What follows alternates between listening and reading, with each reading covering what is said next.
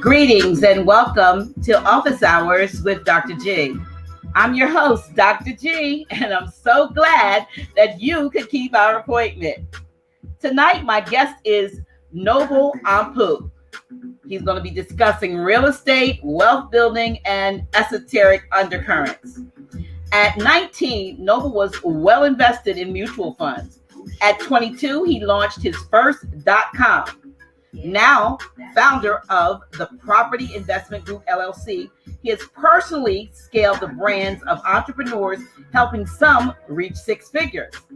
Noble Anpu is an author and life coach who has consulted with some of the biggest celebrities in entertainment.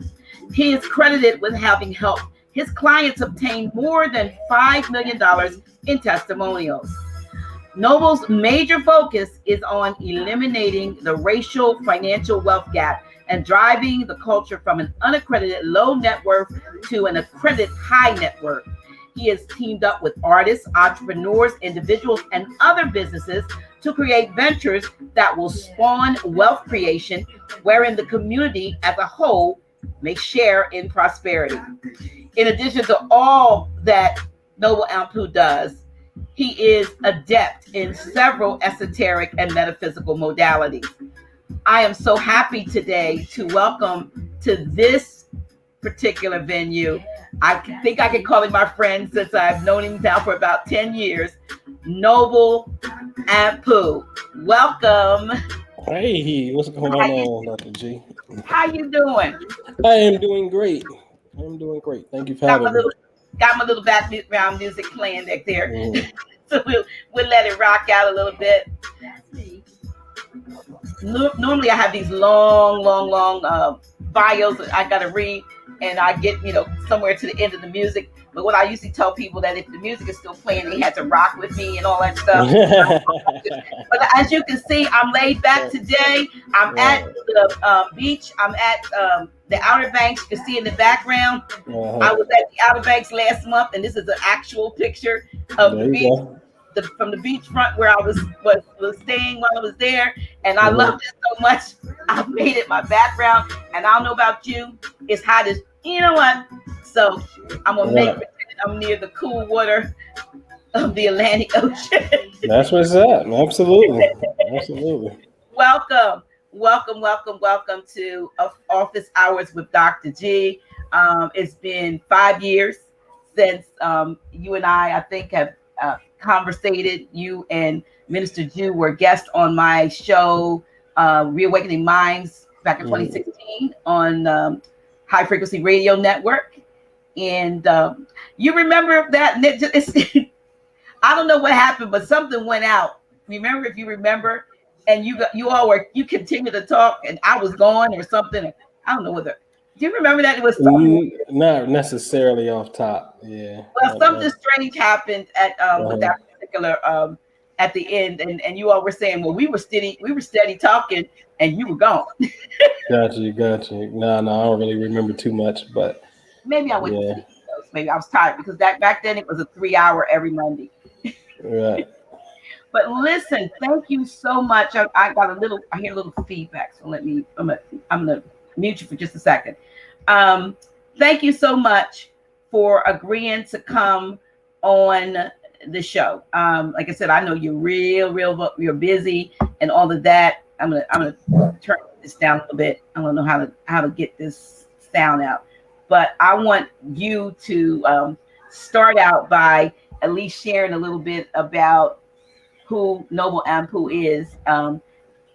We just had an interesting conversation. That was stuff you didn't share when we met back in 2011. So tell us about you, because I think it's interesting based on where you come from to realize where you are, but where you came from. They say it's not that important as where you start, but where you finish, but you've come a long way. Yeah, absolutely. The journey, the journey started, I will say it's so many different stages of it. You know what I mean? Like it'd be really long, but to bring it up to, You know, I can always say it started with my father, who seeded me when I was a freshman in high school. I'm the one who took Roots to school, and I passed the whole English class because I had the video series of Roots. So that was a seed. Another seed he gave me was, you know, Chuck. That's what they call me, Chuck. You know, racism is in the job market. And these are little seeds that I'm getting as a kid. But, you know, as I look back as a grown man, is wonder why I'm kind of to a degree anti-job for me personally. You know what I mean? Speed things up to, you know, my young adulthood and my 20s. You know, I was in the streets, and had so much time on my hands. I was bored. I'd go to the bookstore, be looking at books, philosophy for dummies, astrology for dummies, but I wouldn't touch the books when I would get home. It was the weirdest thing in the world. But I'd be in the bookstore looking at these books, but I swear to you, when I get home, I wouldn't crack these books. I wouldn't even touch them.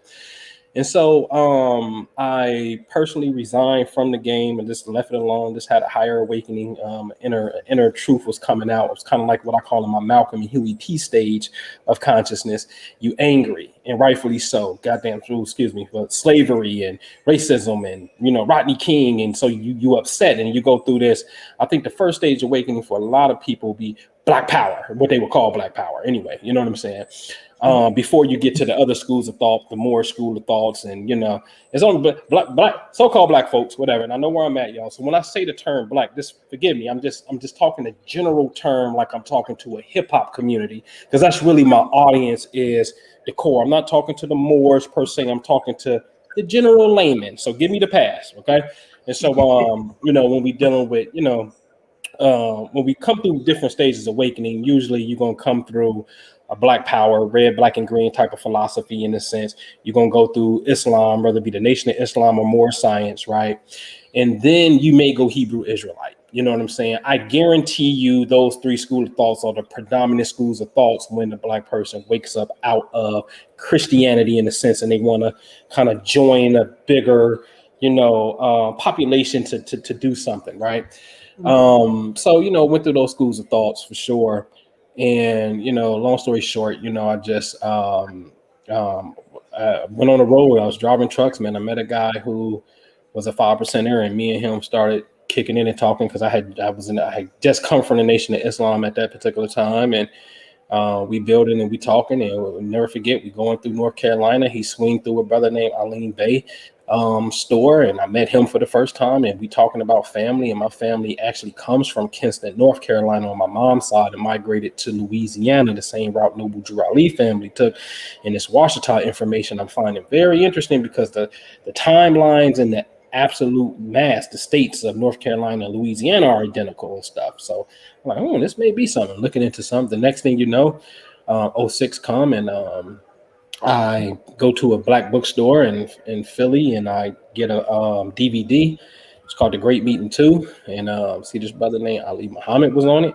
He was in Philly. I track him down. I start going to these meetings. The next thing you know, I'm like, hey, can I open for you? Then I'm doing these like 30-minute open ups for them.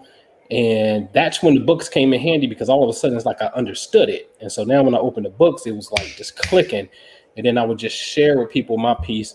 And I've always had a natural, I would say a natural skill set for understanding astrology, the cosmic part, you know, and just sharing that information with people. And I just pretty much scale from there. So when I mean scale from there, it went from, you know, now I'm teaching classes. Now I got DVDs on it. Now I got a book on it. You know what I mean? And just now I'm taking trips and taking people out of town to Sedona, and we meditating and we getting into consciousness.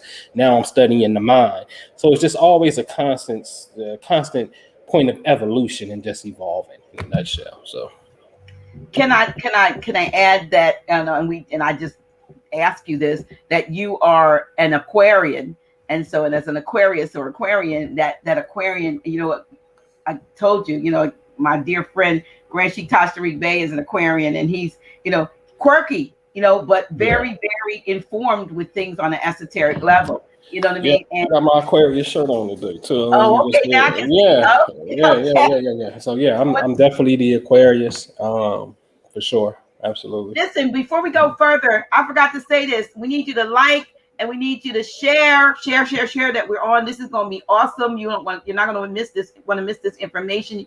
Y'all, thank you. Numbers are going up. Share, like, right, and subscribe to the channel if you haven't already. as we continue. So when I first met you, I don't even know. In 2010, December 2010, I had my awakening. Won't go through that, but that's when I had my awakening. 2011. Now I'm actually dealing with, congregation was gone, and it was a handful of folks that still believed that I wasn't crazy. And somehow, I don't know how I did it, but our paths crossed. And you came to the House of Reawakening Minds, and I don't even know, we were probably calling it the House of Ram then. Yeah, it was. Yeah, we're calling it House of Ram, which is actually what Reawakening Mind stands for. And you did an awesome workshop for us. And back then you were not only talking about astrology, but you were actually doing aura readings. And you had you gave me, yet not me, but us, this, jaw-dropping presentation on, I think it was Hollywood I don't know what to Yeah, call it. probably like a Hollywood Decoded or something. Decoded. Right. And yeah, so what we're hearing today now a lot about, and I've said this to you, gematria, murder by the numbers, different things like that. We're hearing about this. 10 years ago, you were at the House of Reawakening Minds, and you were talking about this. And I remember I think the number is 13 or at least 33, which I've heard more about. You broke it down with how that whole thing happened with OJ, and how, they let him go for a little while, but then the numbers, everything made sense by the numbers. And what you're saying to me now and to us now is the knowledge that you had to do that. You were saying you had just sort of, it was like a download. It was like an evolutionary, like a cosmic download. Or how did you learn how to see that kind of those patterns? Yeah, it's, I call it an implosion, you know what I mean? Because it's something that happens from within. So we all have it, right? It's something tells you to, open up this book and get this book and, read it. And then you find something that validates what you was looking for to satisfy that thirst, And so that thing that told you to look, that's the higher self that's leading you and whatnot. And so I just got to it by listening to it. You know what I mean? Like, you make these decisions and, go here, open this book up, listen to this information. That's how it happens, And I got a book, Godwin's Kabbalistic Encyclopedia. You know what I mean? It's crazy, the truth. You know what I mean? And I would be remiss I didn't say, it's a brother named A. Rashid who had put the Kabbalah into what we would call the conscious community. And so when I looked into it, it was something that the Hebrew and Kabbalah was one of the easiest things to grasp for me, because the language deals with planetary zodiac information, meaning there's 22 letters in the Hebrew alphabet. 3 of them go to elements, 12 of them go to the zodiac sign, the remaining 7 go to the 7 planets, which are the 7 days of the week, which, the you Moors are familiar with the circle 7. And so I was like, oh, this is going to be real easy because this is cosmic. It's a cosmic language. And so there's this system that was created from something called the Sefer Sephiroth D, or Liber D. And in that book, the Gematria, or the Kabbalistic Encyclopedia, in the very back, what they did was they took anything that has a biblical reference, whether it's a name of a city, the name of a person, a concept, whatever. And like, for example, Adam, ADM, Adam's name equals 45 because the A is 1, D is 4, and when M is 40. So that's 45. And so anytime you see, anything that's a biblical name or something, it has a numerical value to it. And so Spirit at that time, it's an old video of me on YouTube where it say Bro Anpu on Kabbalah. I got the fez on, and I'm dealing with Kobe Bryant, for example.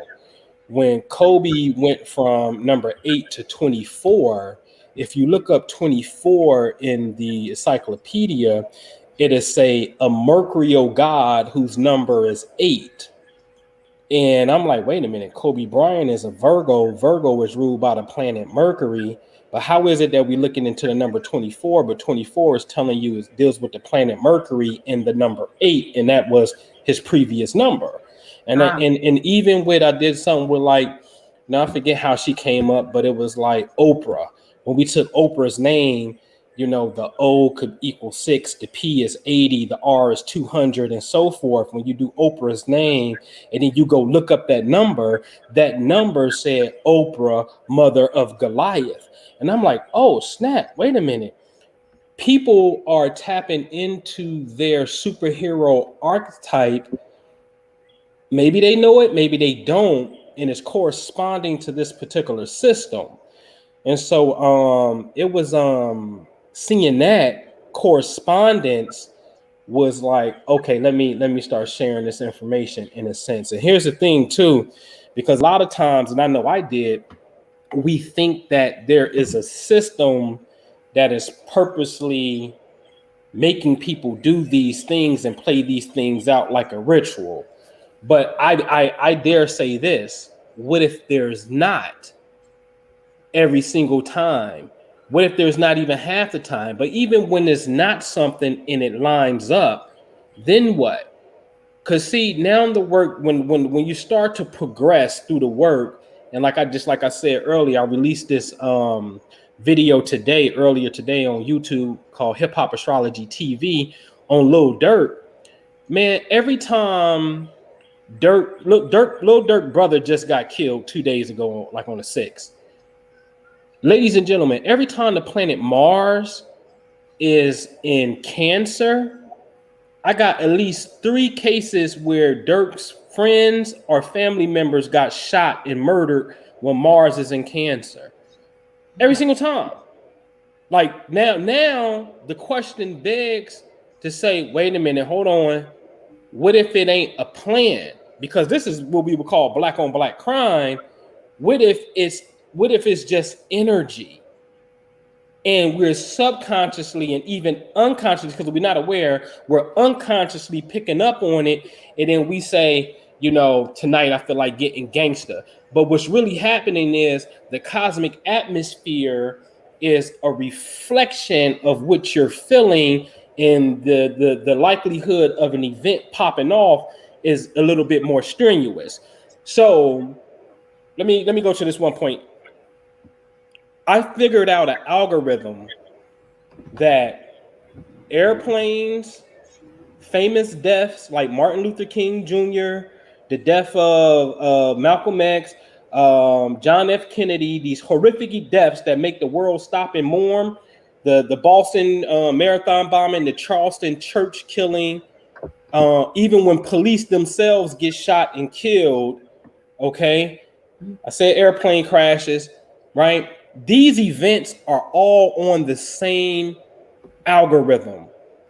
And then I started making predictions based upon the algorithm, and anybody who knows my work can verify it. And I got all the timestamps because I posted on Twitter, because Twitter tells you the date that you posted something.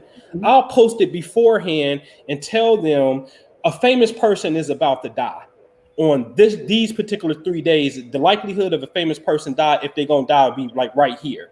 And then the famous person dies, or the airplane crashes. So one year, NASA rocket Antares, I want to say maybe it's 14 or 15, but NASA rocket Antares had exploded. They tried to put it up in the air, and it was on my red day. So I said, oh, this is why I said, Dr. G, I said, NASA don't know shit. They don't know what we know. And so we under the perception that some elite group of people has this master science. Right. And I am telling you that that's not necessarily the case. And I just want to raise a question of, what if it's something else besides somebody orchestrating something? Then what is that? Yeah. And then even if it was somebody, guess what? That means we got the playbook to know when a famous person gonna die, when an airplane gonna crash, when NASA rocket gonna go down, and who gave us the playbook? They ain't give us the playbook. So now we know way beforehand, you know what I'm saying, what the future foretells. But see, that's the whole science of the feds, man. Like, you really supposed to be having this knowledge of how this thing goes around. Like I said in the earlier video today, our whole reality is about what goes around comes around, whether it be the earth spinning on its axis and giving the illusion that the sun is rising and setting in a 24-hour period, and then we going around the sun 365 days. So what goes around comes around. Our whole reality, these eyeballs, these ear circles, our whole reality of perception is all based on a circular motion. So now, since we know how to measure the reality, then it should be easy for us to cast thoughts into certain pockets of space in the future and then make things materialize. That's the name of the game. So well, that's interesting that you say that, because I know part of what you do with your group is meditation, and I'm sure you're meditating on manifestation, but you're saying that if we were on the same sort of wavelength and frequency, whatever we wanted as a collective unit, we could project that and make it. Man, what is it? We called it galactic activation. Remember, I had a DVD out that was called Galactic Activation, and Minister Jew said, bro, you need to put that thing in the ground in a time capsule. It's way ahead of its time. Galactic Activation showed you when we get together. In my earlier days, like it all started in 2011. You was mentioning number 13, right? And 33, but specifically 13. It was December 31st, 2010. I did a show called The Science of the Number 13. And in all of 2011, I did an exposition on showing you how we can program numbers based off collective meditation. And I'll give you one. December 31st, 2010, I had told people it was an upcoming eclipse coming, and it was going to come on January the 3rd of 2011. Okay. And so January the 3rd, I looked at like, oh, that's 1-3, that's 13. And this eclipse was going to come at approximately about 13 degrees Capricorn. And so I know the cosmic science very well. Opposite 13 degrees Capricorn is 13 Cancer. 13 Cancer is exactly where Sirius is. This is why the United States government has 13 stars and stripes in the beginning in the 13 colonies, because it is paying homage and respect and aligning itself with the great mother star Sirius, which is said to be our sun's sun. Okay. The United States is rooted inside of a cosmology that is 100% about the upliftment and spiritual progression of not just humanity, but specifically what has historically been called the Asiatic black man, Negro, black, whatever you want to call this. Okay. I want to be perfectly clear on that. And so there was, we did a meditation on Sirius, and, you know, long story short, if you go look it up, I guarantee you in 2011 of January, the magnetic pole shifts so drastically out of the blue that Tampa Bay Airport had to close their runway because the planes couldn't land because the magnetic field was off. The poles just did a radical shift. Go look it up. Somebody look it up and verify it. And the third, open up a window and look it up. Tampa Bay closed airways because it was a magnetic pole shift. And then I said, now look at that. Now we concentrated on the great mother star and sent thought. Is this a reflection of our thought? Now, on January the 13th that year of 2011, go look it up. You're going to see this guy come out, an astronomer, and say, there's not 12 signs, there's 13 zodiac signs. And that happened on January the 13th. But I'm going to tell you, ladies and gentlemen, the reason why that man said that is because, see, remember the law. Y'all know the Kabbalion, the laws of mentalism. The first law is mentalism, and the second law is correspondence. Correspondence means you gotta break out your tracing board, and you have to show that how this equals this. You understand? In other words, you got to prove the mind of God, Okay.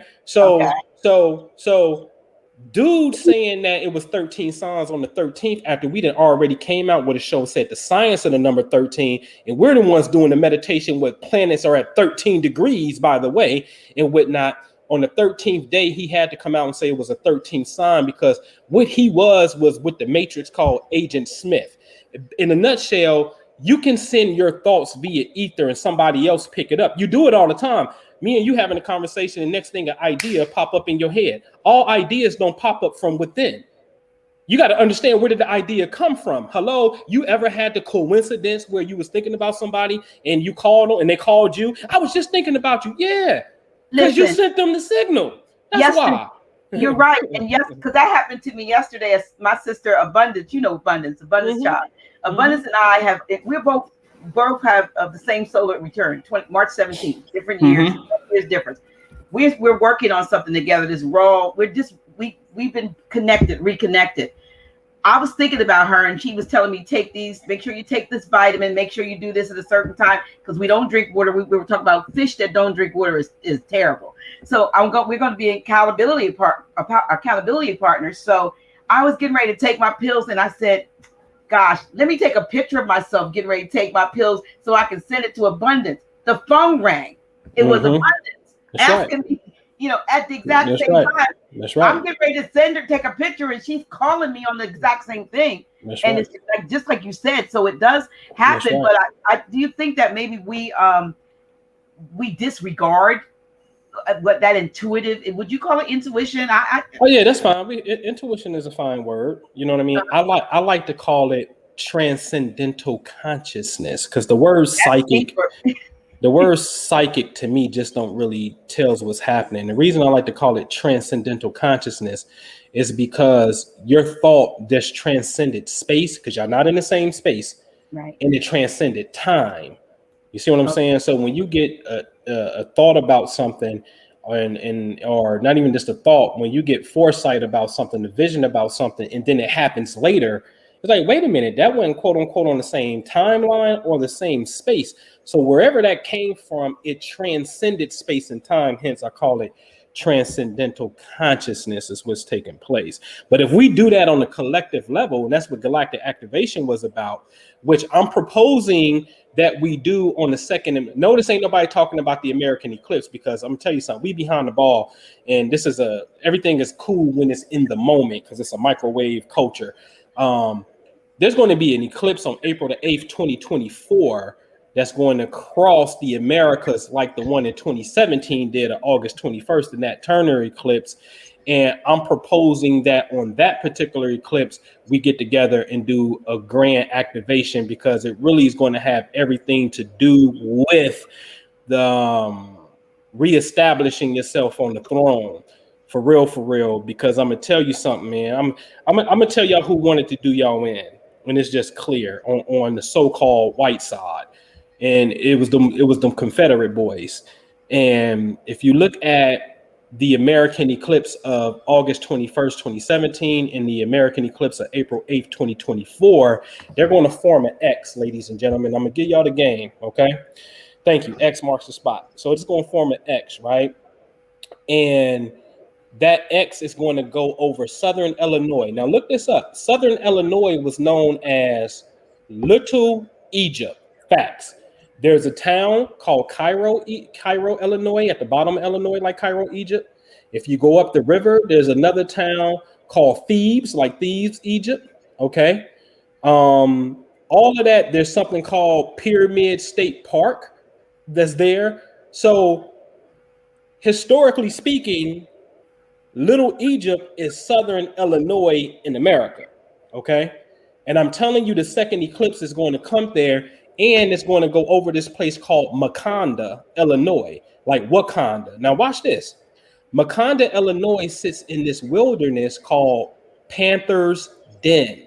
Now, was it Right. Wakanda about the panther?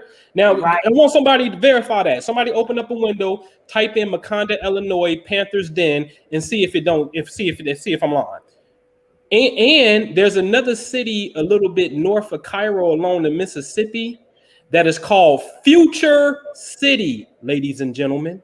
So for the real master builders, and that soil is always rich because you're close to the Mississippi, for the real master builders, you are to do something great on that particular landmass. And my point of saying that was, when we get to 2024, April 8th, because remember, the Confederates who wanted you as a slave, which was your worst physical state, they surrendered on April 9th, 1865. April 8th and April 9th is the same space. Don't get it twisted because it's a day off. It's the exact same space. Space is very intelligent because it has a working memory of who you are. And this is why you celebrate birthdays and anniversaries and stuff, because the space means something. You're not celebrating a date per se on the calendar. When you do that, the earth is in the same position in reference to the sun, and they're both in front of the same constellation every single year that you do that. So a calendar is just a representation of where you are in space. Today you call it June the 8th, but today to us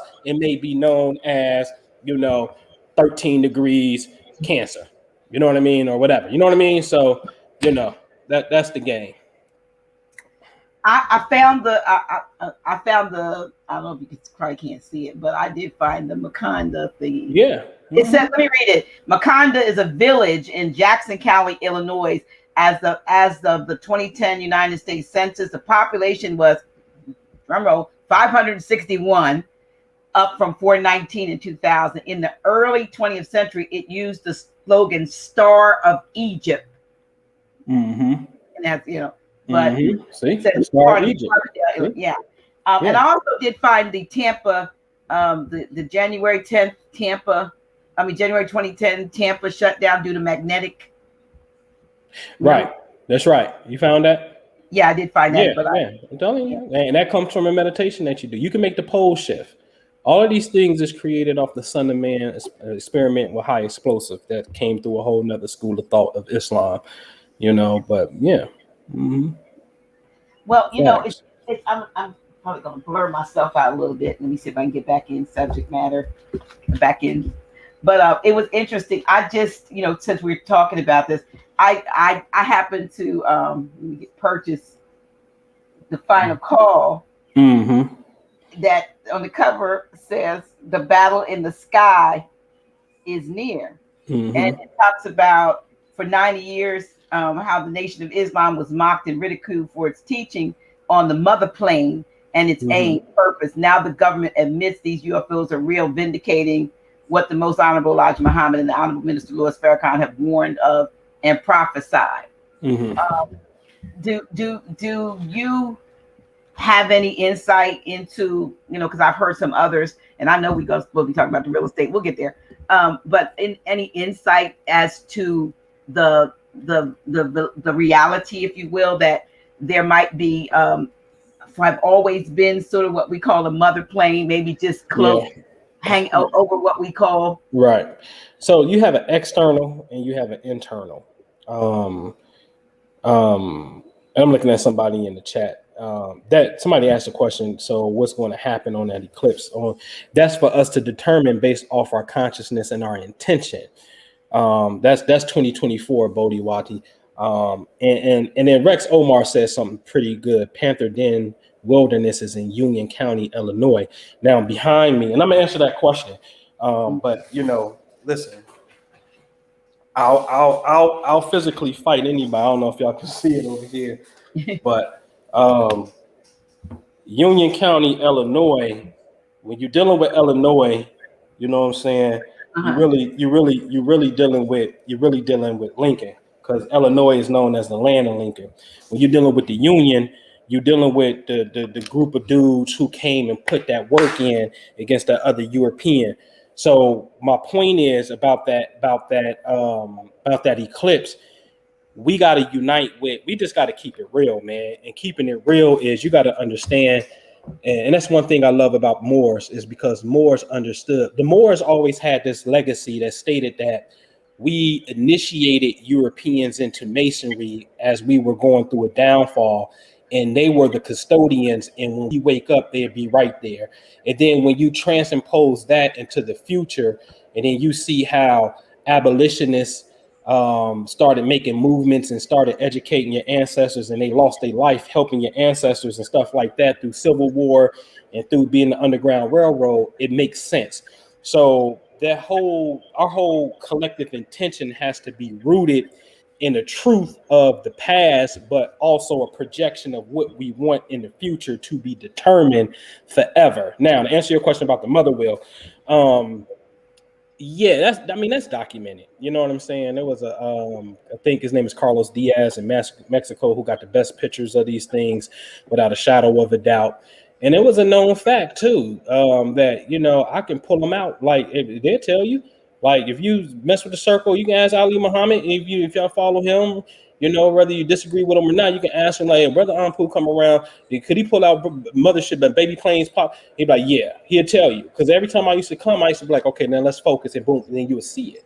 And so there's a video on YouTube, a Hebrew Israelite, his name is Prophet Yahweh. Google it. Prophet Yahweh calls out UFOs. And I think this was like in Vegas.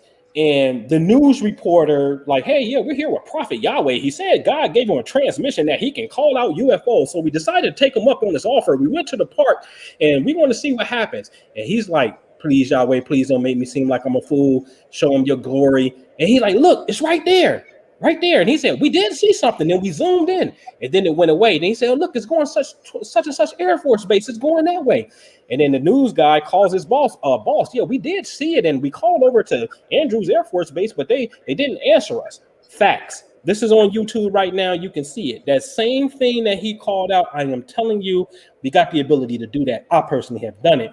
But I'm telling you, my frequency then, I was vegan. I was on a whole nother vibe then. I was in my skinny body and I was on that. You know what I'm saying? And it's not that I can't get on it and make it happen, but I'm telling you that we being the collective consciousness, boy, we are some very powerful people. And it's just so much. It's just, that's why I don't even worry about Dr. G. I don't worry about if they in the Illuminati. Like, I don't care about none of that. You know what I mean? Because it's irrelevant to your power of who you are. And plus, we winning anyway. So, yeah, well, yeah. There's a lot of stuff going on, and folks think that maybe we're down for the count, but I kind of see. I see a turnaround. Like for instance, I was out today in New Jersey went over the bridge. It was some crazy stuff going on. It took 2 hours to get from Delaware to Woodstown, which usually takes about 30 minutes or less. It took 2 hours, and so I was telling Abundance and Brother Sa, I said, I feel like Gilligan's Island.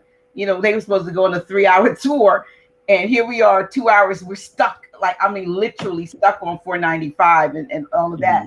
But folks, things are just going on, crazy stuff. You see stuff going on, and you go, okay, then maybe you never know whether the delay is because if you had gone a little faster.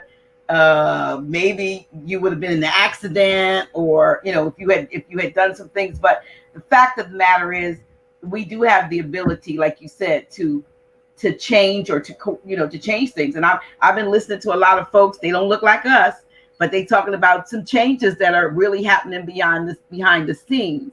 Right. You know what I mean? And so the point I was going to make though, when we got over there, I forgot. I was like, oh shoot, my mask, which I hate.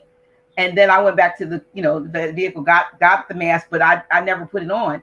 We walked all through, Cowtown, and some people had them on and some people didn't. And nobody bothered with anybody, whether you had it on or not. So it's like, how, without saying those words, how do you just forget about it? How does it go from a global lockdown, you can't, even, cough or whatever, to people are just going back to normal? And they're saying if you fully this, you could do it, but but nobody's asking you if you're that. Right. Very true. And then I heard a European saying today that actually some airlines don't want folks to fly who have gotten that because of the liability that they might develop blood clots at high altitude. Wow. You know what I mean? So, everybody's run because I want to travel. I want to do this. And I'm like, like you said, we're microwave. You said that a little bit. I'm a holdout. I'm not going to get that. You know what I mean? And I'd rather sit and but some people like, because I want to get back to this and I want to get back. And you're sitting there, you're telling us and reminding us that we have in our mind the ability and our collective power to change anything we want. You're right.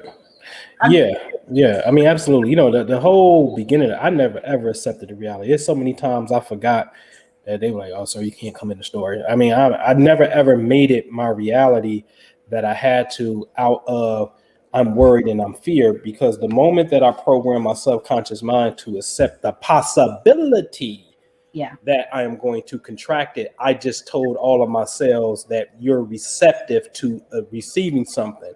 And for me, this whole thing has been a very intelligent virus. Viruses are intelligent anyway because they are alive, but intelligent by, you ever notice how when you sick and somebody else gets sick and then the next person who got sick, you ain't sick no more? So it's as if it left you purposely to go find somebody. That's intelligent. That's how intelligent it is. So I don't want to program my own cells to be like, hey, you are about to be receptive to something. So I debunked the whole notion from the gate. It's funny because right in the back of one of our properties right here is a whole bunch of green.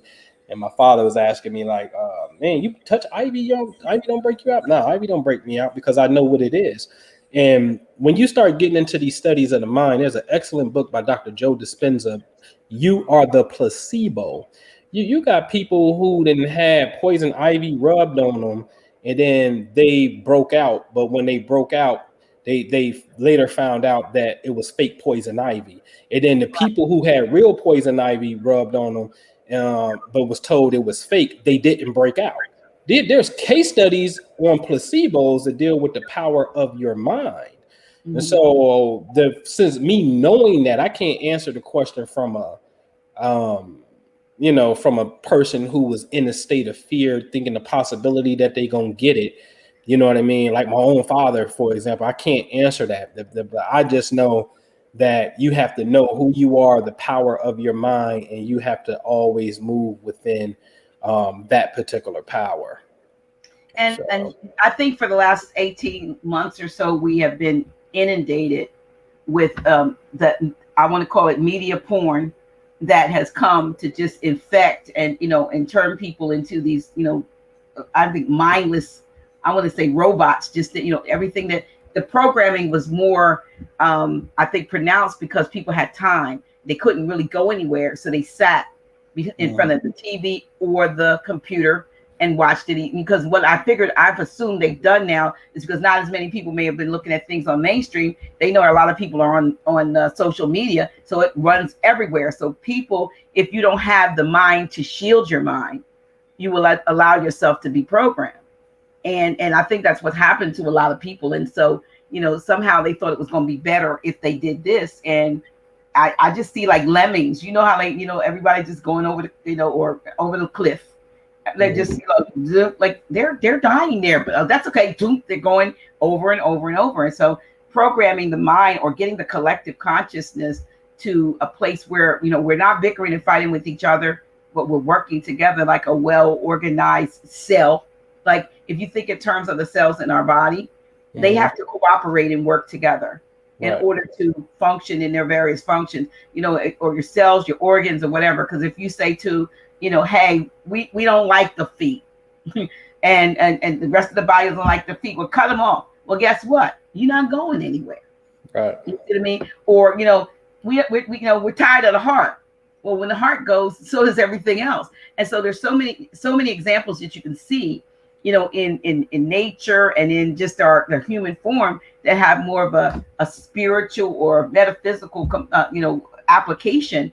And it's just hard as hell to get our folks to come on one accord. But somebody like yourself, like I said, you've been able not only to bring that kind of a cohesiveness together when teaching on an esoteric level, but you've also been able to, I'm pretty sure you utilize these same principles with regard with the wealth building and so forth. And we talked about this earlier because a lot of times we are myopic in our thinking.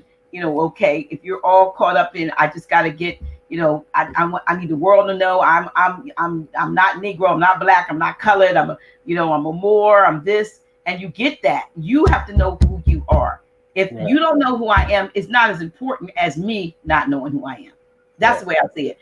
I don't care if anybody else knows who I am, as long as I know who I am. So now that I know who I am, what am I? What is purpose? What am I going to do with my with this I am? Right, right.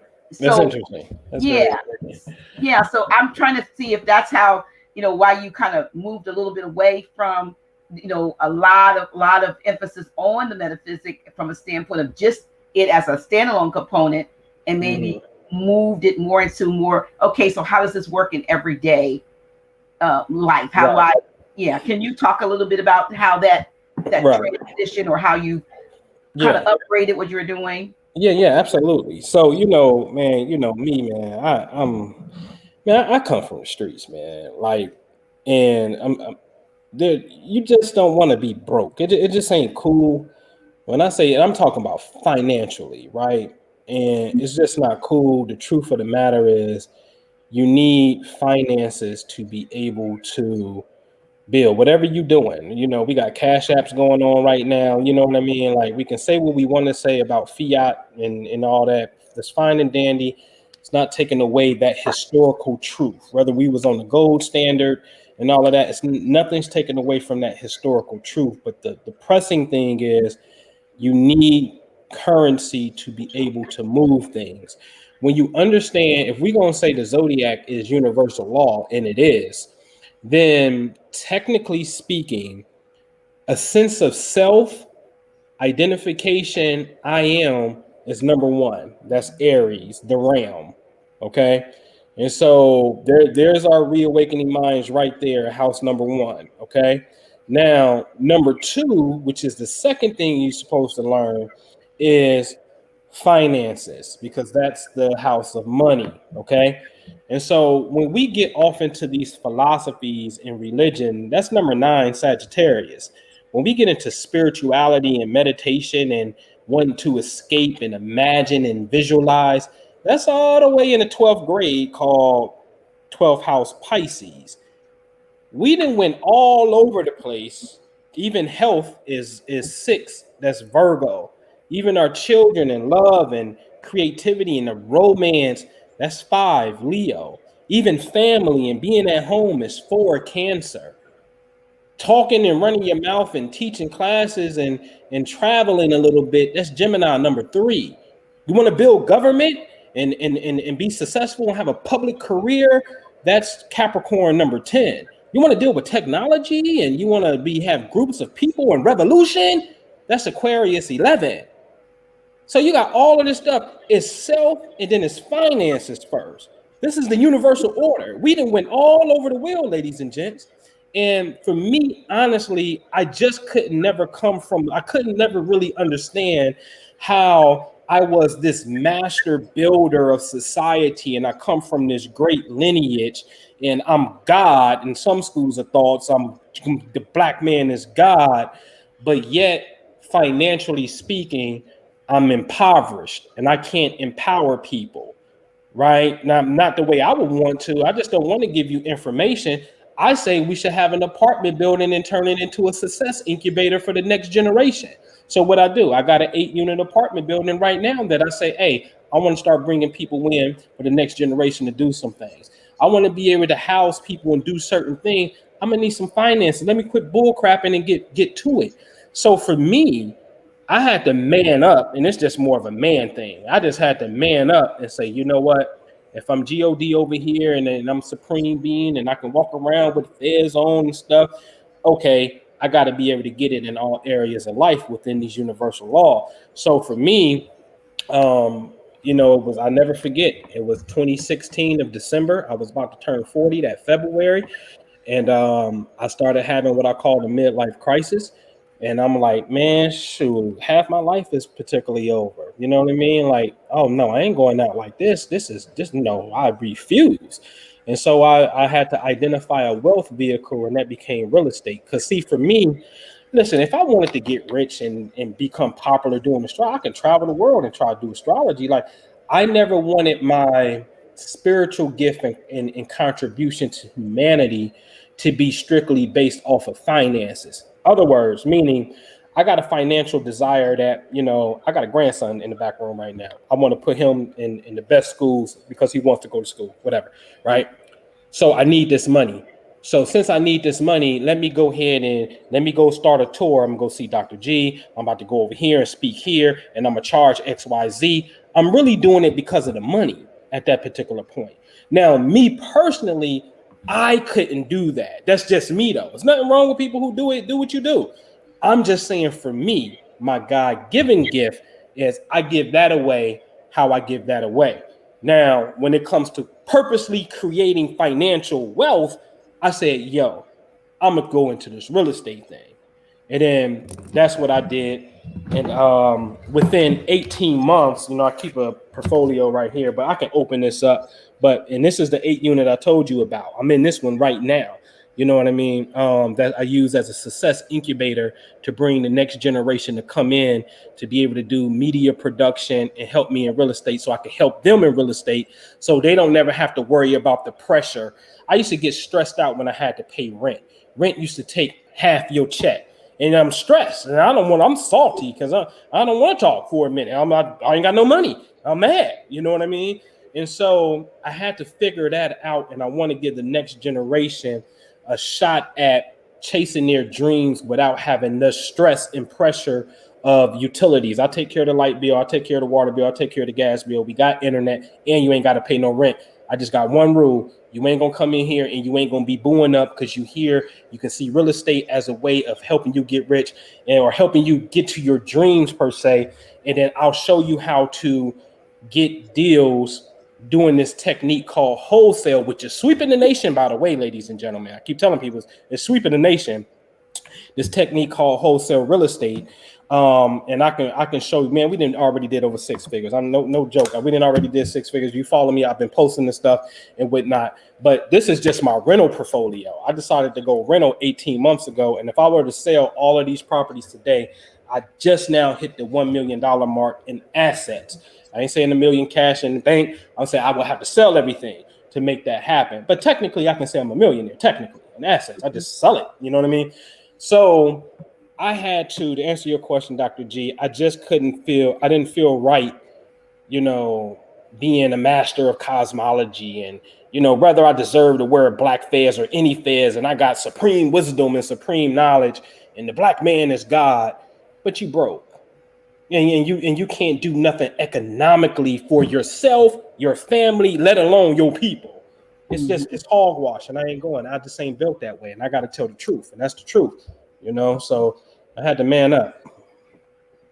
Well, looks like but you've worked when you work with a lot of the like entertainers and so forth. Are they consulting with you for real estate, or are you looking at various and sundry things? I mean, for instance, yeah. So that's always I've always had them come to me from the spiritual perspective, and that's cool. I ain't got no problem with that. You know what I'm saying?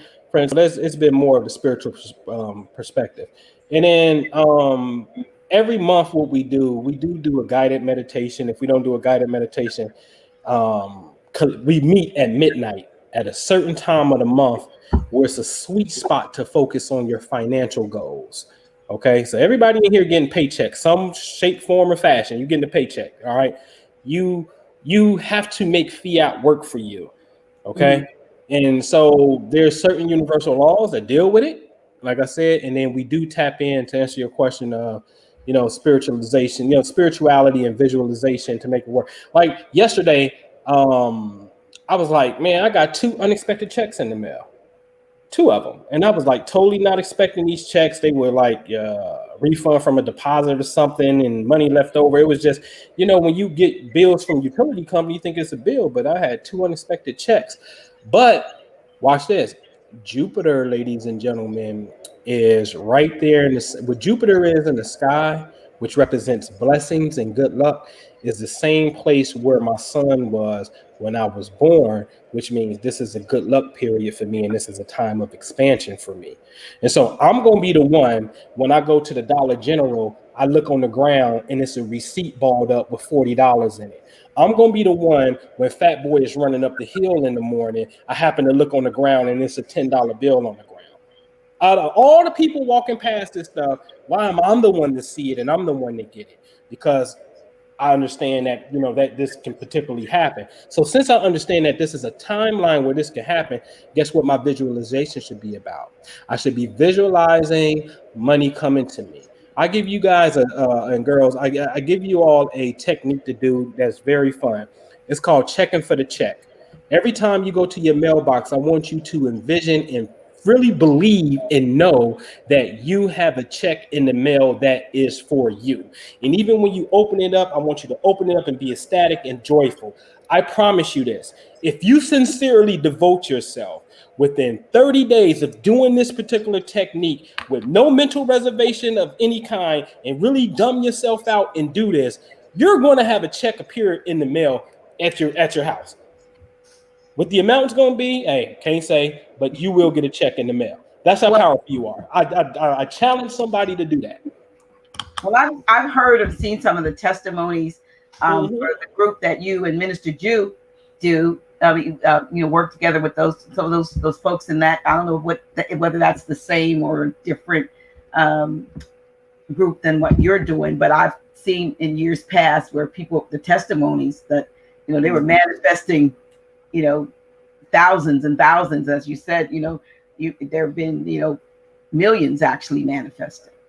What do you think is the barrier between most people in achieving their higher, their dreams, if you will, of being just some people just want to live comfortable, but they always have a mentality of that'll never happen for me. Yeah, that becomes the barrier right there. I think the barrier, I mean, it's a multitude of things. It's one thing to have a desire for something, but then you don't do nothing. And we call that like, okay, what's going on here? How dare you say you want to be financially rich, but you not doing the things that will get you there? That's one thing. And then you have some people who are just 100% okay with just being average people. Go to, do some little, go work, come home weekends. I'm gonna balance it out with family, and I start it all over again. I don't want to be rich. I had a friend like that, and it just, I was like, bro, I'm getting money out of almost thin air at this particular point. What we doing, and wanted him to do it, and I even paid him $500 when I closed the deal just for being the one to get me a phone number. I said, man, I need you to go over here because the guy who owned this house, they say he owns this business. I want you to go over there and get his phone number. He went over there, got the phone number. I closed the deal. I paid my man $500. And I'm like, bro, look at this check. I mean, we turn around, we sell houses. It's the contract to the house. We don't even own the house. We selling our contracts. And this is the thing. Majority of y'all here are Moors, and you're supposed to, like, contract is supposed to be your thing. I'm gonna tell you this is what it is. I'm gonna tell you the divine triangle in this thing, Dr. G. As I said earlier, the Black Power movement of red, black, and green, they always walk around all militant and strong, and right, they ready to F somebody up and beat somebody's behind, right? Okay, cool. That's the executive branch of government to enforce. The legislative branch, who write the laws, is where you Moorish cats come in at. And then the judicial branch is the cats like us that deal with the spirituality. Okay. Now, when you're dealing with contracts, I'm telling you, it's this thing called wholesale in a nutshell. My very first deal, a lady agreed to sell me her house for $50,000 on. That's what we wrote the contract for. And I'm gonna bring you this $50,000 in 30 days. And as soon as she signed the contract, I get on the phone, call my people, say, I got one for 65 for you. I already knew. Obviously, this only works when you got to get it at a discount so you can make something in the middle. And then you sell it to somebody that's willing to pay a little bit more than what you agreed to pay for it. My people came through, like, oh, yeah, I'll give you 65. The guy across the street agreed to give me 70. But my people was mentoring me, so I didn't care about the extra 5K. I want to nurture my relationship. So 65,000. I make up a second contract called an assignment contract. I am assigning my beneficial interest of the purchase contract of 50,000 with an assignment fee of 15,000, hence 65,000 that this person agreed to. I take both of these signed contracts, I send it to the title company. Where I'm at, it's a title company. Some states it's an attorney. Send it to the title company. The title company got both contracts. They get with the buyer. When you gonna wire that money in? As soon as the title is certain, it's free and clear, and everything comes back, I'll wire the money. Title company say everything is good. They wire the money in. They sent in 65, gave the seller 50. Call me up. How you want your money? I'm on my way to come pick it up. And I went up there and picked up my first check of $15,000. What did I do, ladies and gentlemen? I sold my interest in the contract. So you Moors who know about this thing, you really should be kicking butt right about now in this particular space, because it is making people millionaires. And Chicago just changed the rules because they say, oh, no, I know what y'all doing. Y'all getting too much. Y'all can only do one of these a year. Now, there's a way around it, but, anyway, you should hurry up and get into the space and whatnot. But yeah, I'm sorry. But to answer your question, we use I use visualization on certain things. But some people are looking for something to do, and a lot of people are looking. They want properties and so forth. But like I said, if you could do this 2, 3, 4 times, you got enough now. You can then, instead of trying to just find a vacant property and laying claim to it and risking, being, kidnapped and thrown out of it, why not do something like you're doing and get it, in a lawful manner, right. So that you can, and then teach your children, teach somebody else how to do it. Now, is this something that did you teach with the program that you're doing? Yeah. So where I'm at is I spend majority of my time over at thefamilywealthclub.com, right? And I created two memberships. One's a membership. It's only $37 a month. When you first enroll, it's a one-time $100 fee, but $37 a month. There's video-based modules that deal with mindset, and then level 2 shows you how to make money through a simulation called Cash Flow, which is written by Robert Kiyosaki and Kim Kiyosaki. They created a game called Cash Flow. Now, listen, man, I listen to nothing but real estate successful podcasts. When asked what book have you read, everybody for the most part is going to go to Rich Dad, Poor Dad. It is clear that some type of invisible intelligence that we call a law of God, whatever, has ordained Kim and Robert Kiyosaki to be the opener, the vortex for people striving to get to a higher financial consciousness. And Rich Dad, Poor Dad has been that gateway for people. It wasn't me with that particular one. It was the game Cash Flow itself. But Cash Flow only shows you how to build passive income. It doesn't show you how to become rich. So I had to create a game within the game to show you how to become rich. So on my other YouTube channel, which is called the Black Family Wealth Club, I show you my man Van. Me and Van are partners on a fourplex. Van started in the modules in this particular building. I don't know if y'all can see it, but this building right here, me and him are partners in on that particular building. But it went from understanding the game to playing the game in real life. You understand what I'm saying? So I show you that in that particular module. And then I do have a personal one-on-one called Real Estate to Millions, where I work with you and I'll show you how to get properties and, and do your thing, man. I mean, you can get rental properties I'm about to close on a property that's worth 60,000. Guess how much I'm gonna get it for? $7,000, 7,500 up front. And then the other 7,500, she only wants 15. The other 7,500, I pay her at 18 months. It's called a land contract, ladies and gentlemen. I didn't grab properties from subject to existing finance, which means the lady has a mortgage on it. Now watch this. This is one of the best things I can give you, but you just got to have a little bit of money to play this particular angle. A lady is upside down in her mortgage, meaning her mortgage is 100,000. She owed a bank, but the house is only worth 85, and they ain't really worth 85 because you still got to clean it up after she move out, and she smokes, so it's tar stains. You got to clean it up. So let's just say it's worth 85. So technically, she's upside down 15,000. If she sold her house for 85, she still owed the bank 15,000. So she don't have 15,000. So she can't sell the house the traditional way. So now she don't want the house. So what do? Well, you do something called subject to existing finance. How much is the mortgage? The mortgage is only $700. Okay, I'll give you $3,000 for you to move out your house, sign the house over to me, and I'll take over your monthly payments for the mortgage, for the duration of the mortgage.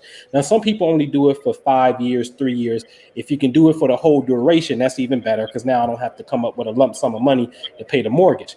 So She agreed to it. I took over the mortgage. I now rent that house for $1,250 right now. The mortgage is only $700, so the remaining I get to keep that. And I only acquired the asset. She signed it over to me for only $3,000. So that's called subject to existing finance, because you're leaving the existing finance in play. And the mortgage is going to stay in her name, but she's going to deed the property out to you.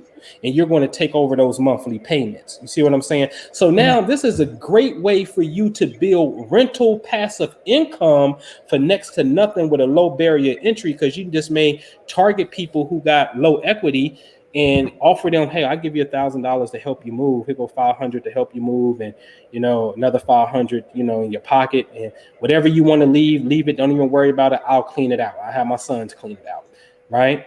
And that's how it works, and we've been able to build, wealth doing this, various strategies.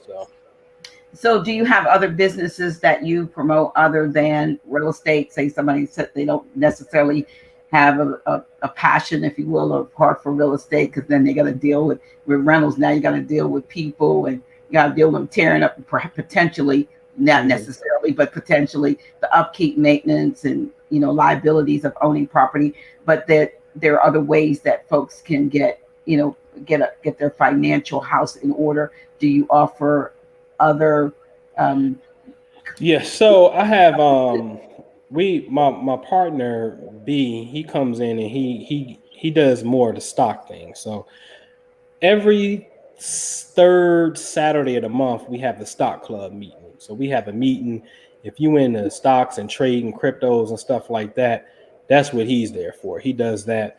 Me personally, I'm the real estate person, and I also look for private ventures to partner with. And what I mean by that is, there was one year, Sister Kristen, she from Philly, but she lived out in Cali, and she has a all vegan bakery called Baby Love Sweetery on Instagram. Check her out, Baby Love Sweetery. And one year, for her summer events, for her spring and summer events, we financed all of the events, put all the money up, and we did a partnership agreement that I'll get X amount percentage return off of each venue. So we did a partnership. She didn't have to worry about the capital because I had the capital. So I'm looking for, I like joint business. I like joint ventures and things like that. So to get your financial house in order, in a sense, there's some tools that I'll give you, for sure, whether you come from the Dave Ramsey school of thought of dealing with debt first and squashing out your debt and getting rid of debt. Me, I'm more of a Grant Cardone person. I got that style as well, where it's time to get busy and let's look at some deals and get inside some deals to get your money working for you. Because you may not want to deal with like today, right before we got on, I was just at one of my tenants' house because her kitchen sink is clogged up. But I don't mind.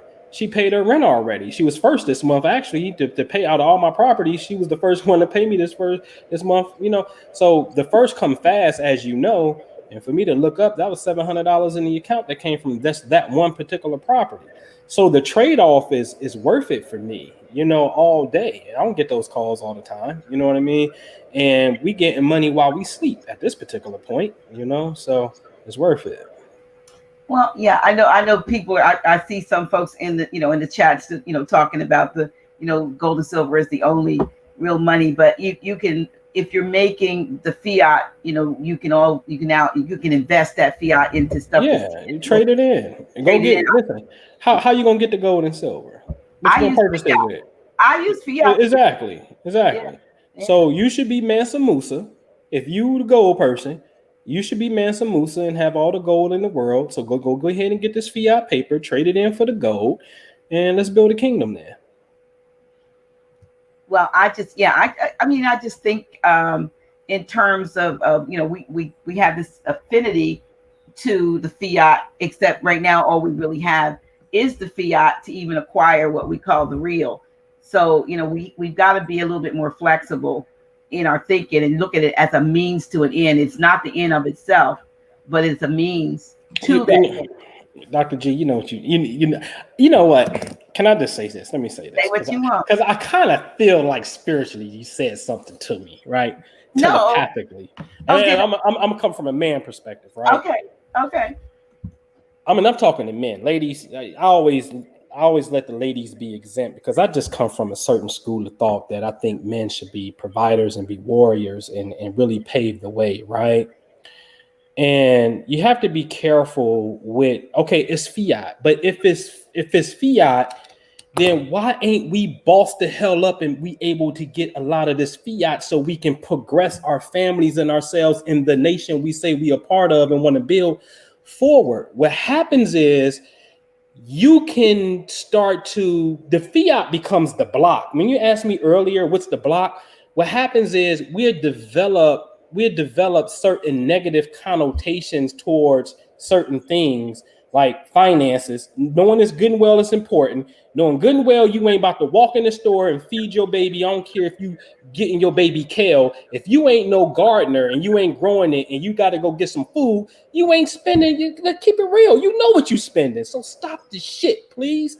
Now, boss up, man up, and go get it. Right. So some of that block B, we assign a negative connotation so we don't have to man up and do it. See, I'm gonna tell you something about money and what I learned about everybody around me when I jumped on this, because only a few people came with me on this particular journey.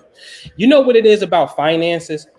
It's a quantitative thing, meaning you can measure your success based off your bank account. If you're going to use money as the way of keeping means. Now, I ain't talking about your philosophy. I ain't talking about your knowledge of healing people and giving people herbs. I ain't talking about that. I'm talking about, I challenge you to play a financial game since it's fake and you the master builder. I challenge you to play a financial game and use finances as the report card and scorecard to see where you're going to be. I'm telling you straight up off rip. Again, I'll pull them out. I'll do a screen share. I don't mind. I played this game and challenged myself, partner, to go ahead and build $1 million and do it. So what I'm saying is, be careful of the perception that you use, because that'll be your crutch to keep you from stopping you from becoming a man. Jesus Christ, man. That's all I want to say. Man. But you know what? I know what you're saying, because I got a call week before last, I guess, or last week. Well, the appointment was last week, from my, the bank. I still have, fiat in the bank, and they wanted to have a meeting with me about my finances, about looking at what to do, how to manage my finances, because they noticed I had a certain amount in there, and when you get to a certain amount, they offer you things. Right. And I told them, I said, well, don't get excited about that amount. I said, I'm doing some work on my house, so it's going to go below that threshold number. And but then again, it may not.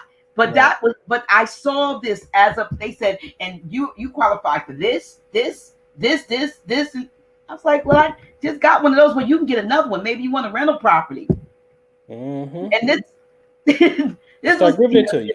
This is PNC. I'm they start giving it to you. And so that's the name of the game. They start giving it to you. Yeah. They will give I'm it. retired. So, but the thing of it is, like, you're right. There are certain things that come at certain levels, and certain things that you take for granted. Like, I mean, I like being in a place, and this is not braggadocious, but I remember when every now and then I still do it. And then I think, why did I do that? I see something that I want, and I say, how much is that?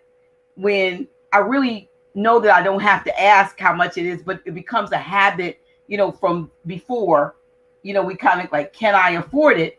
When I know I can, but you still have this habit of asking, like, if you want it, then take it, then say, look, I'll take that. I'll take that. And I mean, it's not that I can't do that with some thousands and millions of dollars, but I'm just saying, sometimes even with little things, we want to know, well, how much is that? Which, as if that is going to determine whether or not you get something or whether or not you do something. You need to put it in your mind what it is you're going to do, or what you want, or where you want to go, and do it, and realize. I think it's almost like taking the steps, and the steps appear as you take the steps. Like you said, the bridge. There's a gap between. You talked about the wealth gap, right? So there's a gap between where I am and where I want to be.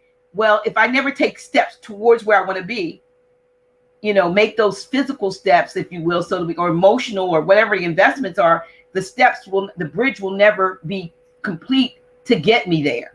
You had to step out, what some call on faith, you know, or whatever, and Right. and then you saw that it worked the first time, it worked the second time, it worked enough that you're now able to teach and show others. And not only that, you're saying you're investing in others Right. who are doing likewise. And so it reminds me, back years ago, you used to see these financial real estate gurus on TV, and they'd have these seminars, and then when you got there it was free, but by the time you left you had spent maybe 5 grand, and you had to study, and maybe they said, oh, we'll partner with you, you bring us the deals and all that. But here you are saying that you're doing that, and you're not doing it for a 5 grand class.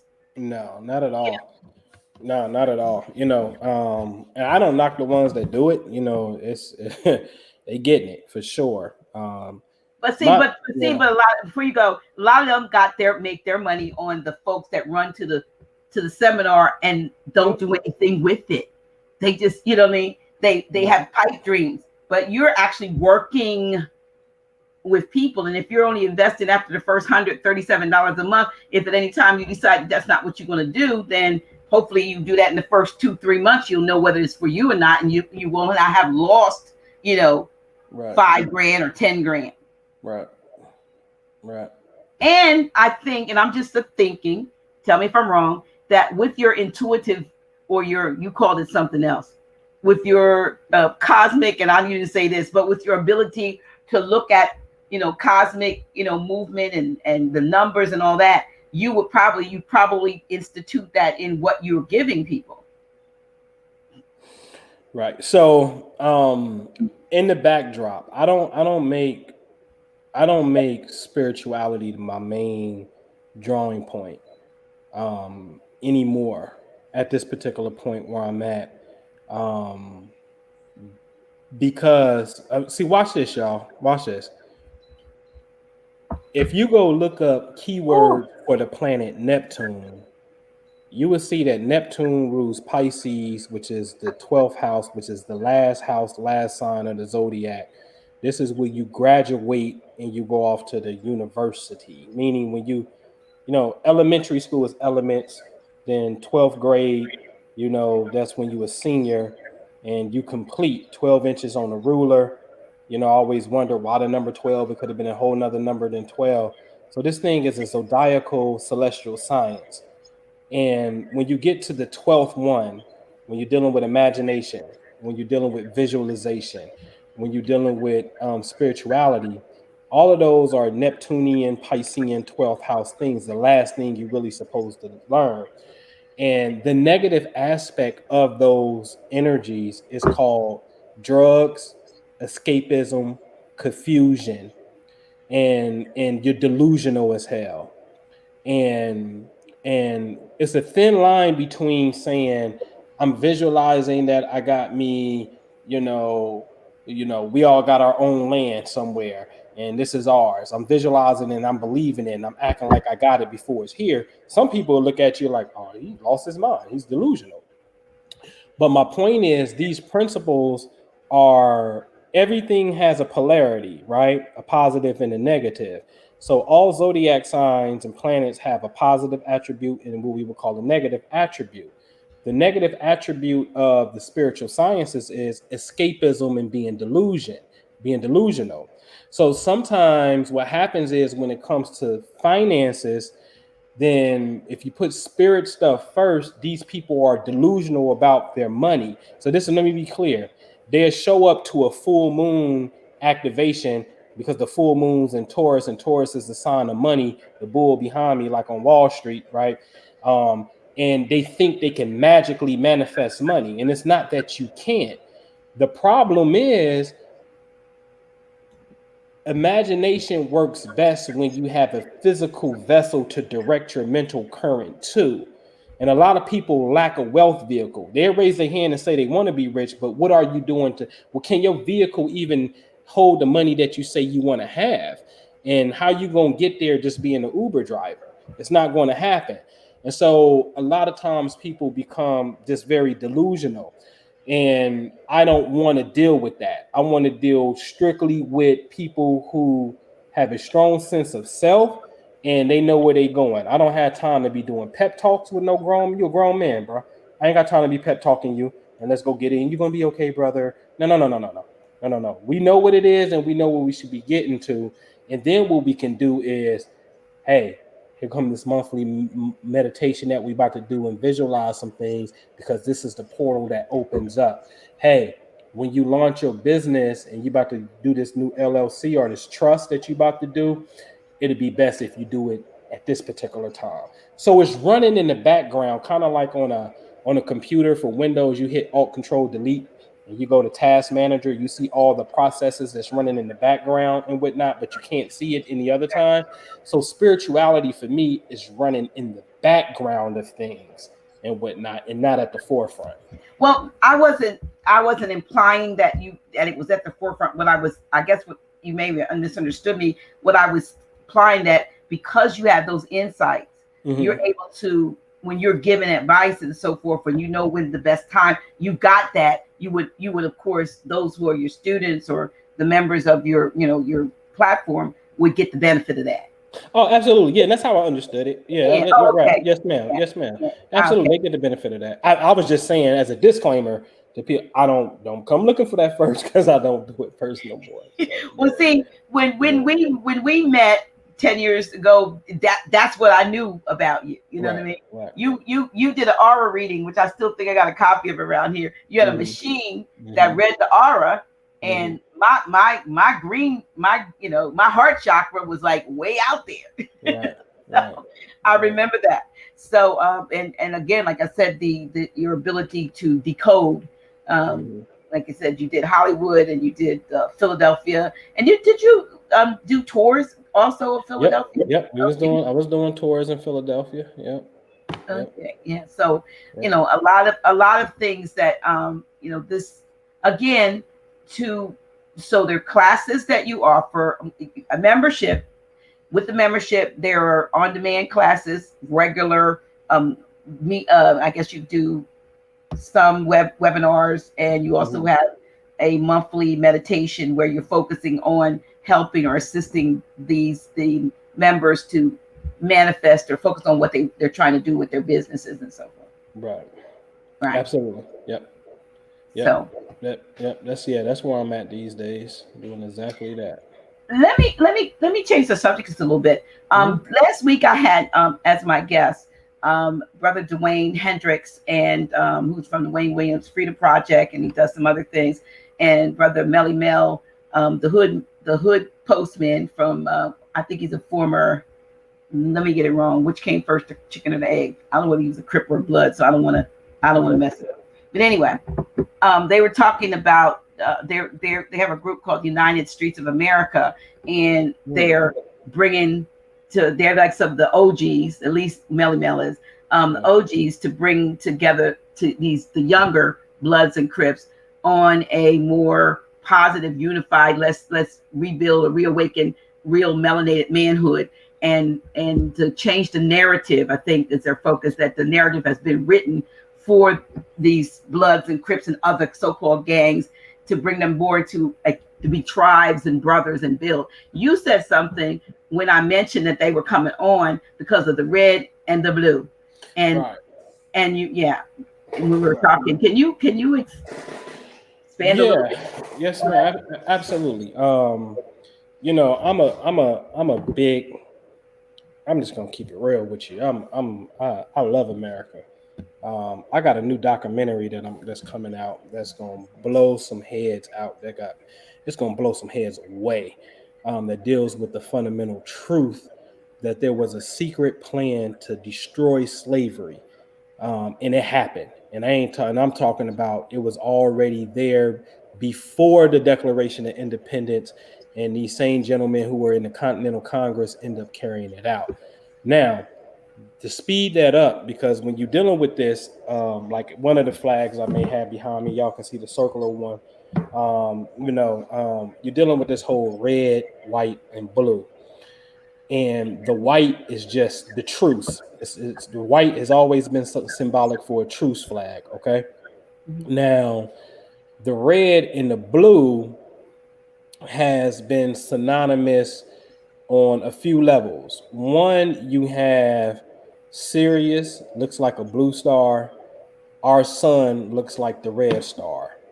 And on July the roughly around July 1st to the 4th, and January 1st to the 4th, there's a celestial phenomenon that's happening.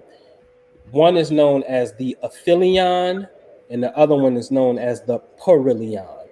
One is when the earth is closest to the sun, but what's really happening, ladies and gentlemen, is if you were to draw three dots, horizontal, dot, dot, dot, on January the 1st through the 4th, our new year, the dot to the far left is going to be Sirius, the dot in the middle is going to be the earth, and the dot to the right is going to be the sun.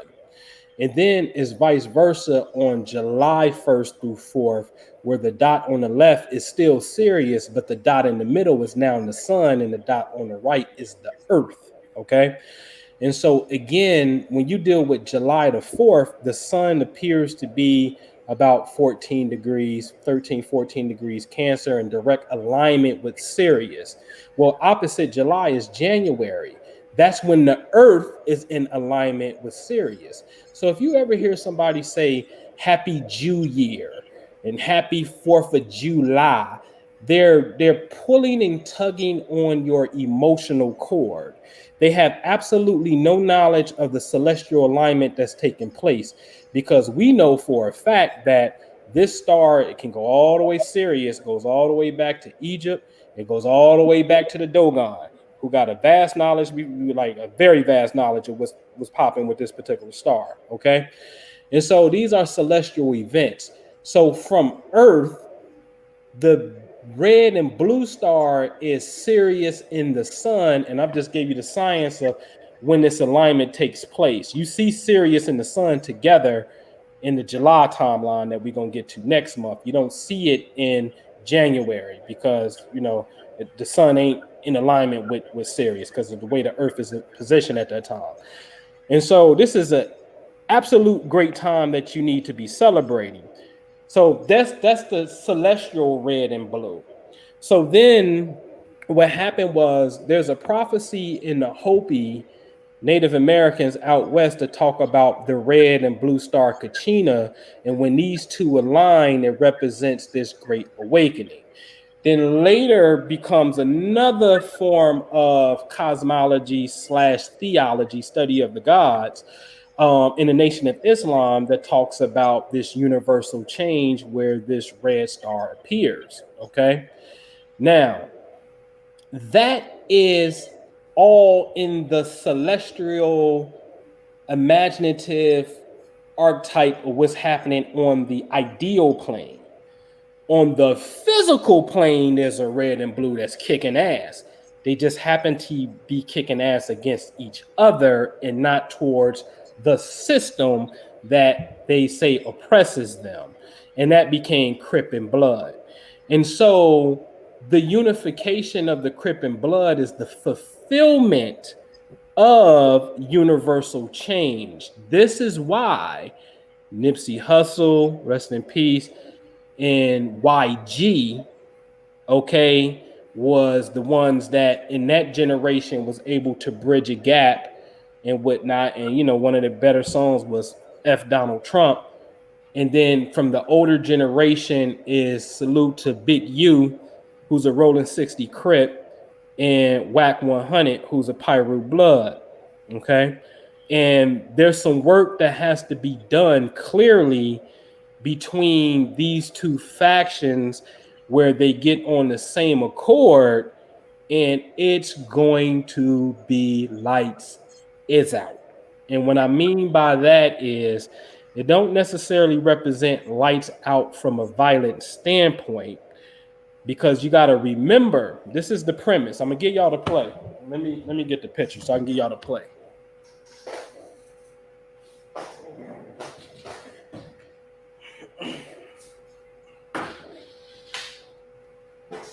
This is the play. I don't know if y'all can see this like that. We can Okay. see it. This is the play. Now, remember earlier I talked about this cosmic alignment. Now, but y'all got to understand that Nat Turner's rebellion was pretty much a prophecy that he was saying God showed him during the eclipse. One of the eclipses happened like February the 12th that year. That's Abraham Lincoln's birthday, ladies and gentlemen. But the rebellion wouldn't take place until August 21st. Okay, which later became the same date the American eclipse came on. Then I told you it's another eclipse that's going to cross the pattern of the first one, that's going to make the spot in Maconda, Illinois. And as somebody verified in the chat, they went down there and they saw that Maconda sits in Union County. Now, the Union was in blue, and the Union is the one that absolutely, without a shadow of a doubt, hired Miss Harriet Tubman. Was a nobody talks about Harriet Tubman was a Union spy, and they don't talk about how Colonel Dave Montgomery from Ohio gave Harriet Tubman guns and they put the work in against that Confederate boy. Nobody talks about this part of the history in the game, but that's okay. That's what I do. I'm a Union soldier. That's my thing. I love that thing because now we can see the play. Once we see the play, and you understand that 40 acres in the mule was a special field order number 15 that came from William T. Sherman, who the Southern white boy can't stand William Sherman. Because if you go look at a seal, somebody Google image me, go to open up another tab and look up the city seal for Atlanta. Watch it be a phoenix bird coming out of a fire, and they got a Latin term called resurgence, which means to be born again.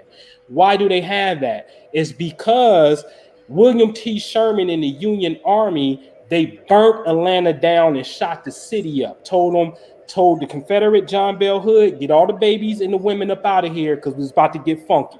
We about to burn this thing down. Thank you. Okay? So they burnt the city down. So the Southern white boy know the truth. He know that the Northern white boy, the Union soldiers, and which ones I'm telling you came and put some work in. William T. Sherman from Ohio too, my turf. All right. And this is the one who wrote Special Field Order, which is your 40 acres in the mule. Okay. Now, why am I saying that? Because the Union implies that there must be some type of unification. What unification must take place? What's the colors? Red and blue. The white is the truth. So there's a unification that needs to take place on that particular level. Then it's another unification and acknowledgement that needs to happen. I'm just going to be real with you. The people who we call copper, melanated, Moors, blacks, whatever we want to say, okay? But I don't play the semantics game because you know exactly who I'm talking about, okay? There needs to be an official recognition that is done for, I'm just going to have to keep it a buck with you, for Abraham Lincoln, all right? Now, the Moors ain't got no problem with saying that he was Melungeon, he comes from a Moorish family, he was taught by Pascal Beverly Randolph and so forth and whatnot. All right, cool. But I'm saying the culture itself be on some BS and be acting like the North has some type of trick and it wasn't about slavery and it was about something else, which is 100% false. And I'll give you the facts. Only thing you got to do is go read Mississippi's secession speech and go read South Carolina's secession speech, and you'll see South Carolina said, we live in the United States of America, and they said the word slave at least 18 times. Mississippi flat out told you that none can bear the heat of the tropical sun besides the Negro. They told you this in Google Mississippi secession speech. Yale College is gonna have it and read it. They're gonna tell you. So if anybody come telling y'all that slavery and the Civil War wasn't about slavery, they're lying. I'm just gonna flat out tell you, they're lying. It's not true. Okay. So get back to your question on this Crip and Blood thing. It's the unification of this red and blue to seal this whole thing up to make it come complete. And once you start to see that happening, it's just going to be lights out for revolution. And that revolution can only be dictated how we dictate it. You know what I mean? It could be gangster or it can be more of a legislative process. So if you want to become like Israel and carve out a 51st state, then you got the consciousness and do it. I always said this, man. Listen, man, I can Voltron this thing, Dr. G. The Voltron to me is, listen, give me Taj Tariq Bey in law. Give me Ali Muhammad. I don't care that they got conflicting ideologies. The question is, do they have truth and do they have progress? And I'll tell you another one that's thorough on law, legislate. Like, give me Polite. He's thorough when it comes to that. Now, are these people perfect? No. Am I perfect? No, absolutely not. I'm talking about a legislative body of politics who got the capacity to build and understand. Oh, the state of Michigan says that you can form a village. A village is basically like a suburb, and then you can form out your little city. Y'all Google image Bexley, Ohio, BEX, what is it, ELEY or BEXLEY, Bexley, Ohio. Bexley, Ohio sits in the middle of Columbus, Ohio, and it's a rectangle where the Jewish people came and formed their own city within the middle of Columbus. On every side of the rectangle is the city of Columbus. You can do the same thing. We can do the same thing. But what is it going to take for us to do it? Do we want to say that Illinois, the land of Lincoln, should be the 51st state? Because do you know in Illinois, Illinois is trying to secede from Chicago because they feel like Chicago gets too much government aid, and they say Chicago should be the 51st state, and they want to secede from Chicago and make it a 51st state. Google that, and you'll see that what I'm talking about.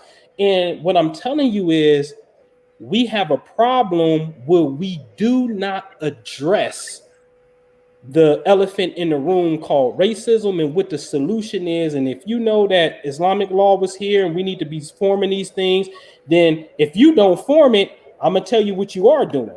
Because if you want to get into the metaphysical undercurrent, this is what you're doing.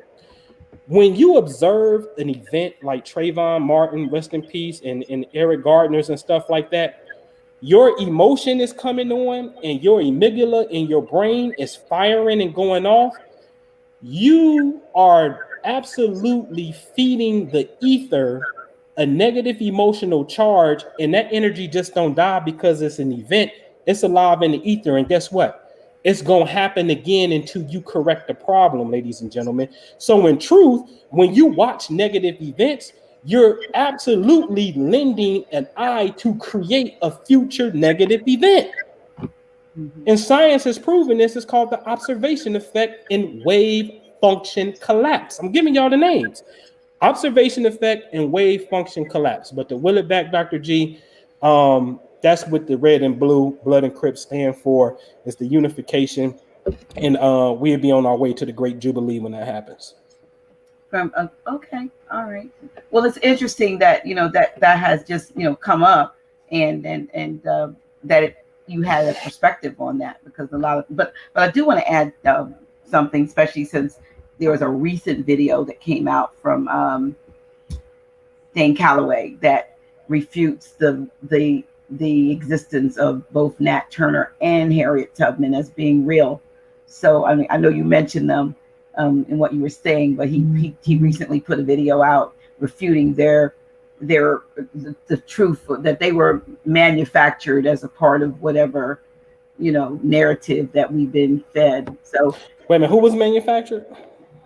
Nat Turner and Harriet Tubman.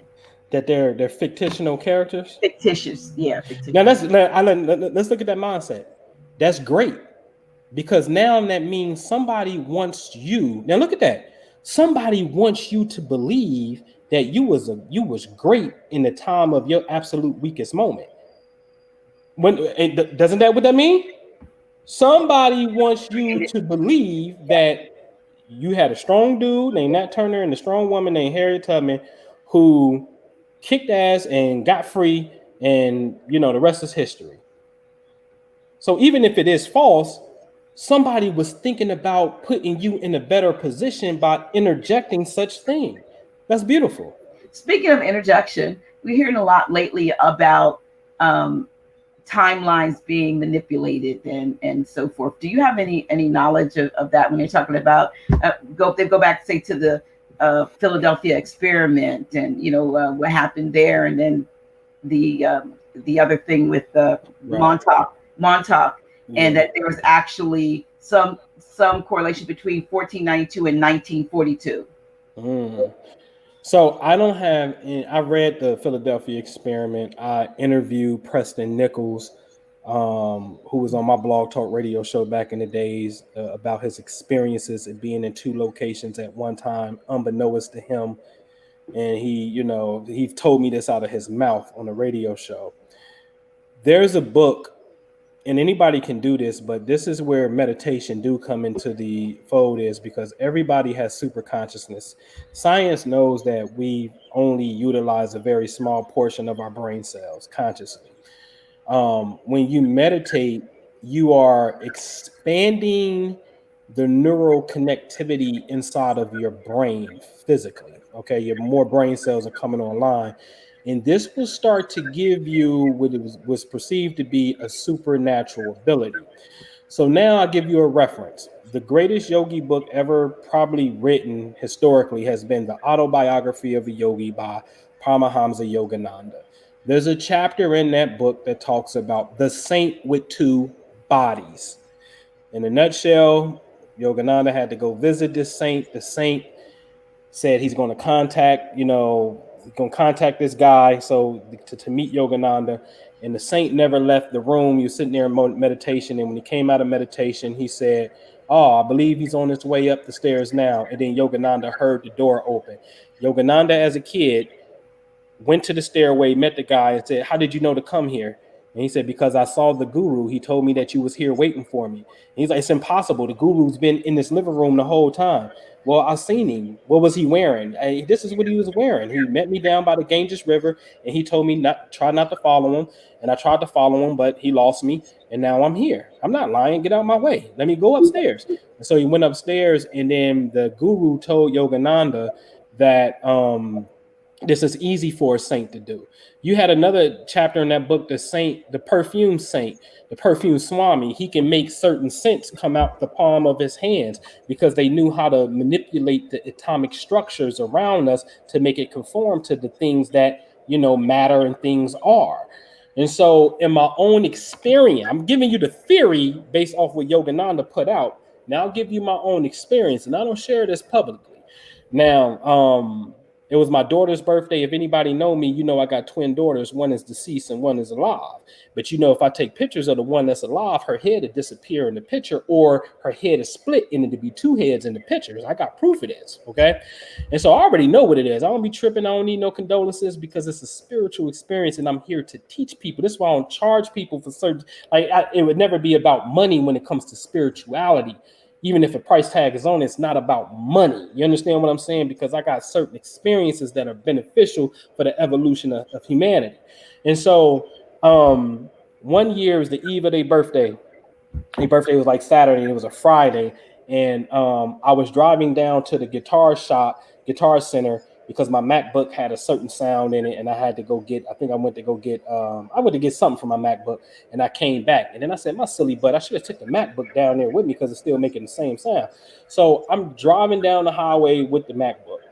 In downtown Denver is to my left, and this is an impossibility. The only way downtown Denver would be to my left is if I was on I-70 West, like I'm going to California, then downtown Denver will be on my left. It's an impossibility for the way that I'm going down the Loop Highway. I think it's 225. It's impossible for downtown Denver to be on my left. There was an exit.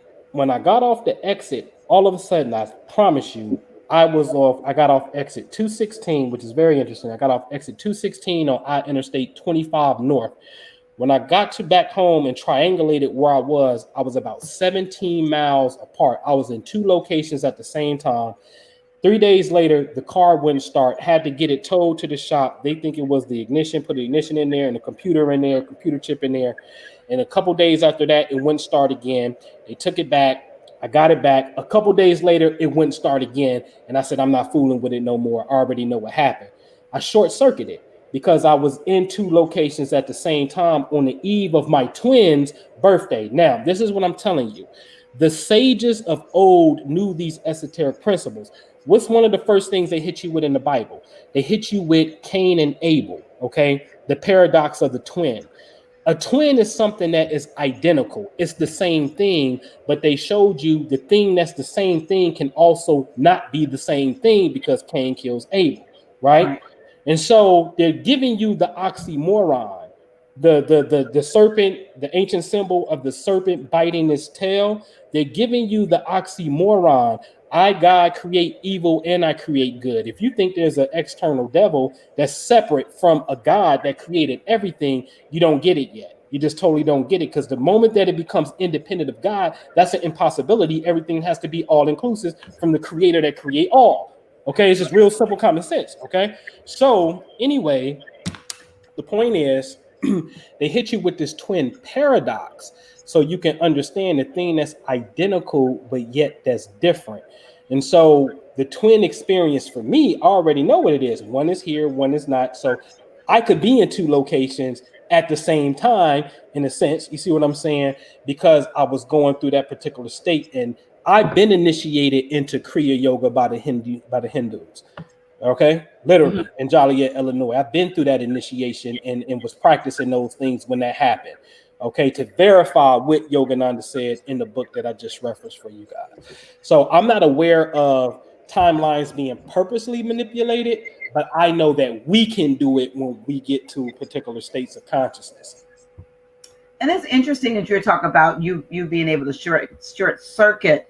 You had short circuited the car because when my sister, Yeah, I was going um, to ask you about her. She short circuited my aura box. she had a stroke. She had a major aneurysm. I was going to say she had been. She'd had a near death experience when you met her. She back in the Mm-hmm. 70s, and but about 4 years ago, she had an actual what do you call it, aneurysm, Oh and man, she's sorry to been hear in a that. nursing home ever since then. And it was Mm-hmm. interesting to me, even that she chose to stay here in that state when Mm-hmm. she left out before. She had actually made a decision to come back, but when she came back, she would short circuit everything, batteries, people's cars. She didn't wear a watch. I didn't remember that she did that to your thing, but she was Mm-hmm. like electromagnetic, and Mm-hmm. I'm glad she's still here. I don't like seeing her in the state, that she's in, in that, she's conscious, but she's not able to move or walk. I mean, walk on her own. She can kind of move her hands, but the Mm-hmm. fact of the matter is, yeah, she had that problem. So you remember, she was Yeah. able to, yeah, but she had left. So when hers came, she's like, she was coming through different realms, and Mm-hmm. she could hear different sounds and see different colors and whatever. And when Mm-hmm. she got back, it was like whoop, through the top of her head. And after that, she could never wear a watch. She was killing everybody, killing the batteries and killing Mm-hmm. appliances and so forth. Is Mm-hmm. that because the Most High and the presence of the Almighty, so to speak, or the all that is all? Is that because that we are that is that where the force of energy being that close to the source of all energy, then one would bring that back into this reality if you happen to be that close? Yeah, absolutely. It's electric, boogie woogie woogie. You know, seriously. Because I tell people all the time, at the core, we a heartbeat and we a brainwave. At the core of the human being. Like if you unconscious, the first thing they're gonna do is put them paddles on you and put electricity in you to get you going. So at the core, we light. And so when people have those experiences, another good one is Anita Morjani. If y'all never heard of her, look into her story on YouTube.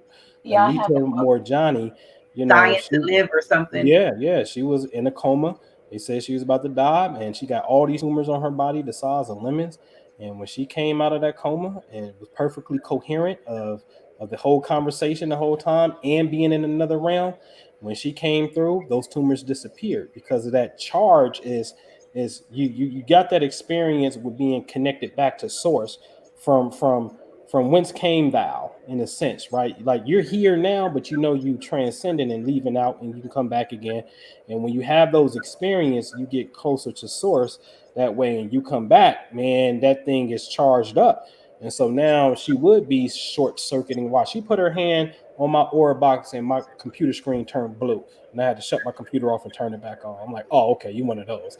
Okay, cool. So yeah. Yeah, well, I talked when I go visit her. When COVID stopped us for a while from being able to, but before, and she's a Piscean. I went, I know, because she doesn't talk as much, but I would say to her, I said, "You're in there working on something," and she just shook her head and said, because she was so metaphysical and so connected and all that. And so just the fact that she made a choice to stay here in that state, but she came back before when she was just through me, Right. but I guess there's a purpose in that. Absolutely.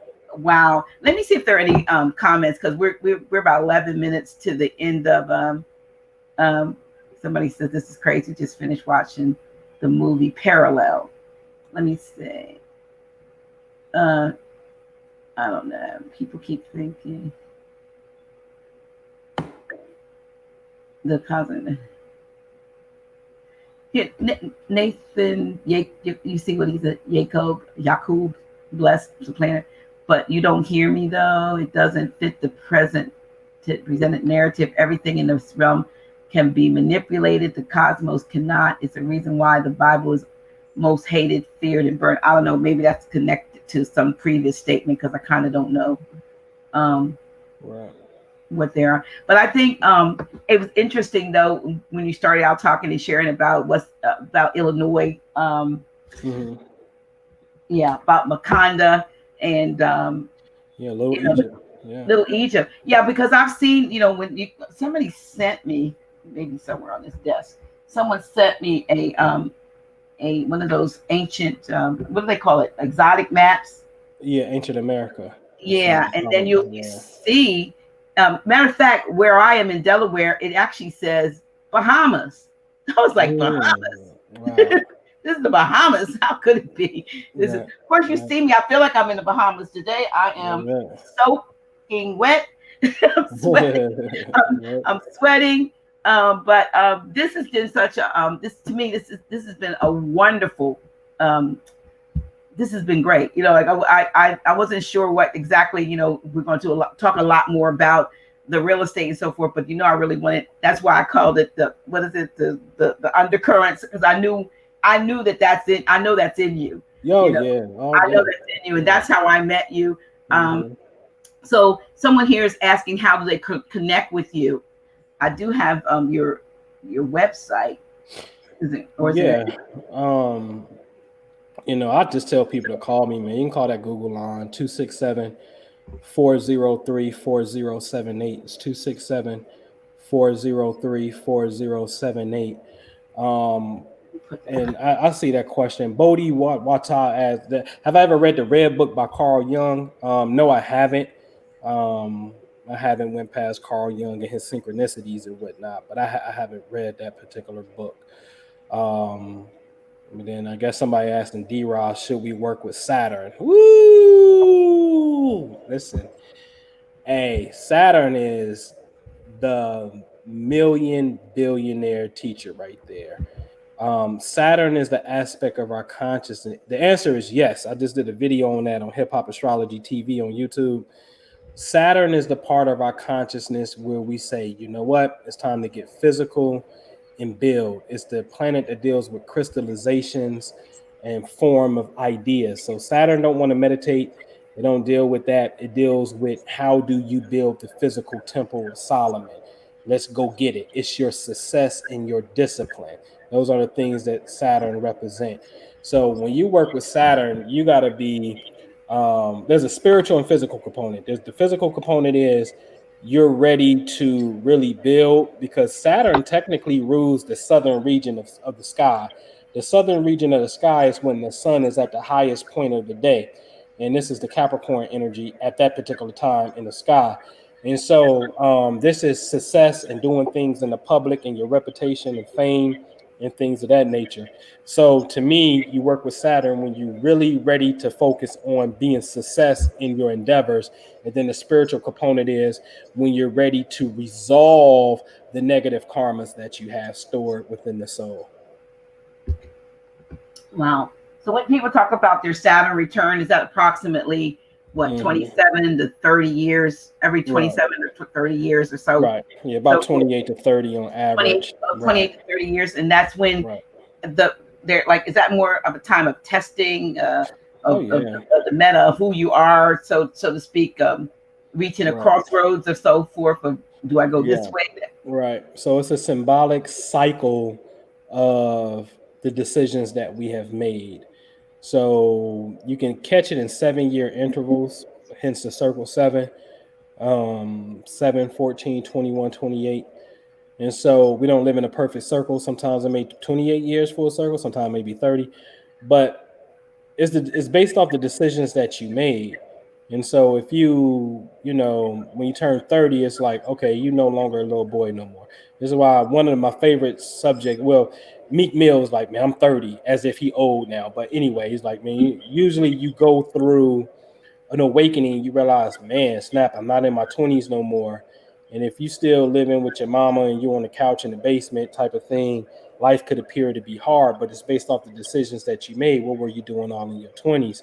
So the cycle is symbolic for taking responsibility towards your individual success. That's what it's about. Okay. Well, Yeah.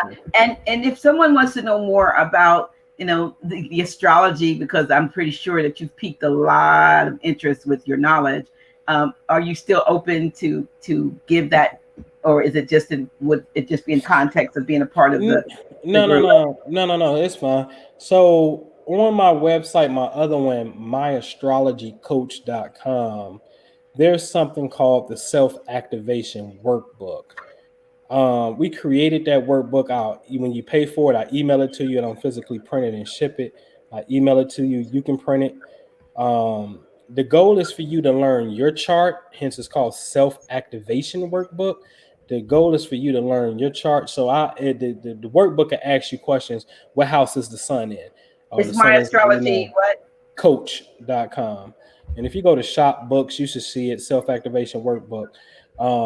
So it asks you questions about your own chart, and then you have to write a sentence and a keyword about it. So for example, the sun was in the ninth house for me when I was born. So what's the ninth house? The ninth house is the house of philosophy. What's the sun? My identity. Now make a sentence out of it. My identity is strongly connected when I teach philosophy or learn philosophy. You see what I'm saying? So Mhm. the goal is to teach you about your own chart. You're answering questions about you. Mhm. Okay. So I created that workbook for you to self-activate. And then one of my favorite books, there's only one astrology book I think you really need, honestly, and it's called Planets in Transit by Robert Hand. That's a book that you shouldn't loan out, but that's the one. I love that book. Planets in Transit by Robert Hand. Hand always gives me the compliment of what the energy is that's different from mine, and it just compliments me so well. And it's just a wealth of knowledge that comes from that guy. He's blessed, man. So that's what I would recommend. Okay, that's what I put it in the chat. If anybody is, I put a couple of the books that you mentioned in the chat. Let me see if there's anything. I appreciate you too, Bodie. Thank you. Yeah, I do appreciate, and I'm going to say this. Um, we offer a USB drive with a lot of information on it, and it was someone had the audacity. Of course, it helps support the House of Real Awakening Mind, and someone had the audacity to put in there, contact me, and I'll give it. They're going to give our drive for free. I mean, and any of you all who contact that person to get a bootleg drive, you ought to be ashamed of yourself. I'm just going to psychically know who you are. You get Yeah. the information like you're supposed to, and you get it from us. It's we do it when you purchase it. I mean, I really don't care about people sharing it with their families or something, but you don't come on my platform and put a post in on my chat that you're going to give away something that I offer for a fee for free. Yes, So wow. come on. I'm like, I said in there, are you serious? Serious. You're not, Yeah. that's like the same people that take all my videos from Friday nights and they're monetized. They replay all the Taj Tariq Bay on theirs and they get paid. We're not monetized. I don't get Right. paid. Right. Right. I don't want I don't want YouTube to pay us for what we're doing because sometimes I'm gonna say some stuff that probably doesn't meet their community guidelines anyway. It's called truth. But Yeah. I want to thank you, and I would love to have you come back. You Yeah. know, Anytime. yeah. I Yeah. mean, because I'm thanking the those who are on the live because they really you all have really been putting in some good comments and questions. I don't see any mean faces. Sometimes, you get those mean faces when they put those little whatever, because spoke truth. You spoke truth. So appreciate it. Please go out and get some of these books that Brother Ampu noted, and go to his website if you are interested in knowing more about wealth building and real estate, or if you want to know more about astrology. Yeah, I'm gonna talk to you offline, because now that I'm in a position to do that, I need to do some more things with finances. And I used to be in that, but I wasn't actually purchasing housing. I was the director of real estate and housing, and I know kind of how things go from a government standpoint, but never ventured personally. And I've let some things go by that probably I should have indulged in. Yeah. Yeah. I just like to say, Rain. You asked a good question, but we out of time. That's a no, we're not. Go ahead. You can answer. They asked a question on how do you actually do astral work outside of themselves with the heliocentric mindset, and I call that the vision of God, because now you're looking at the entire cosmos as if you're God. You created the cosmos, and here's a solar system ahead of you, versus looking on Earth. And on Earth, there's a great illusion because it looked like the moon changed shapes and stuff, and it physically doesn't, but it looks that way. So there's a great illusion on Earth. And when you get to God vision, which is more like a heliocentric model, but even just not looking from the sun, you want to see the sun too, from a universal model. That's where the game is. But it's a whole nother conversation, because then there's a theory of it, and then there's an activation of it. And I'm very much about practicing things. Yeah, say something, Dr. G. I'm always saying about to go somewhere and get it. You asked what people can reach. I mean, I'm over at the Family Wealth Club is where I'm at these days. Again, I'm really building real estate and helping people around me secure themselves and their family through real estate. And then my partner B is over there showing people how to get in on this cryptocurrency. Like I see somebody put in there, cryptocurrency is the next move for sure. So he's teaching people that aspect. So thefamilywealthclub.com is where I at. And like I said, if you got a question, feel free, call me at that number that's on the ticker, 267-403-4078. Well, it's been wonderful. I've been hot, but it's been good. I'm on day 2 of eating white. That's right. Or raw or juice. So there you go.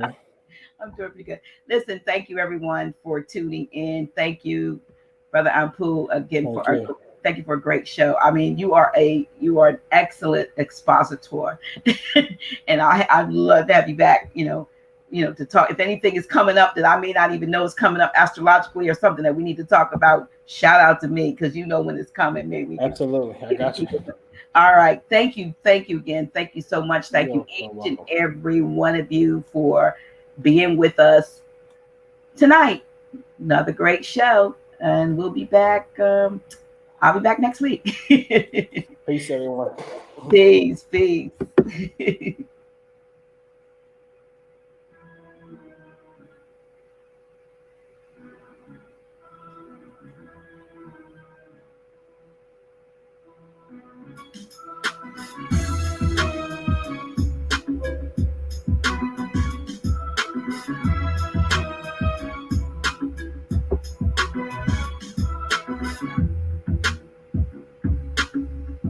Dr. G.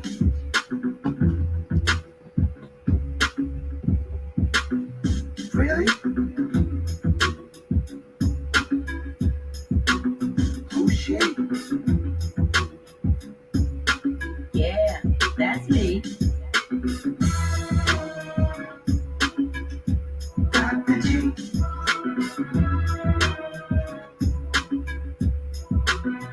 Really? Oh shit. Yeah, that's me. Dr. G.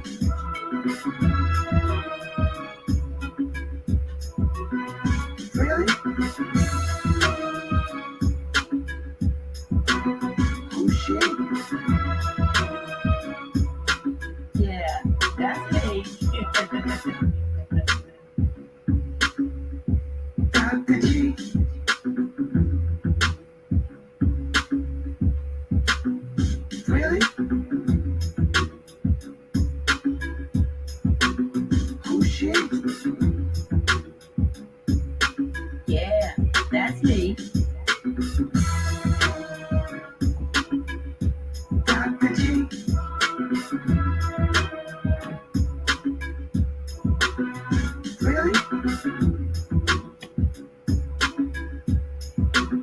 Who's she?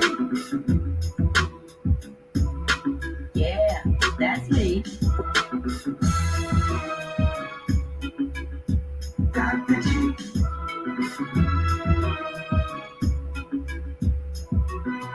Really? Who's she? Yeah, that's me. Dr. G.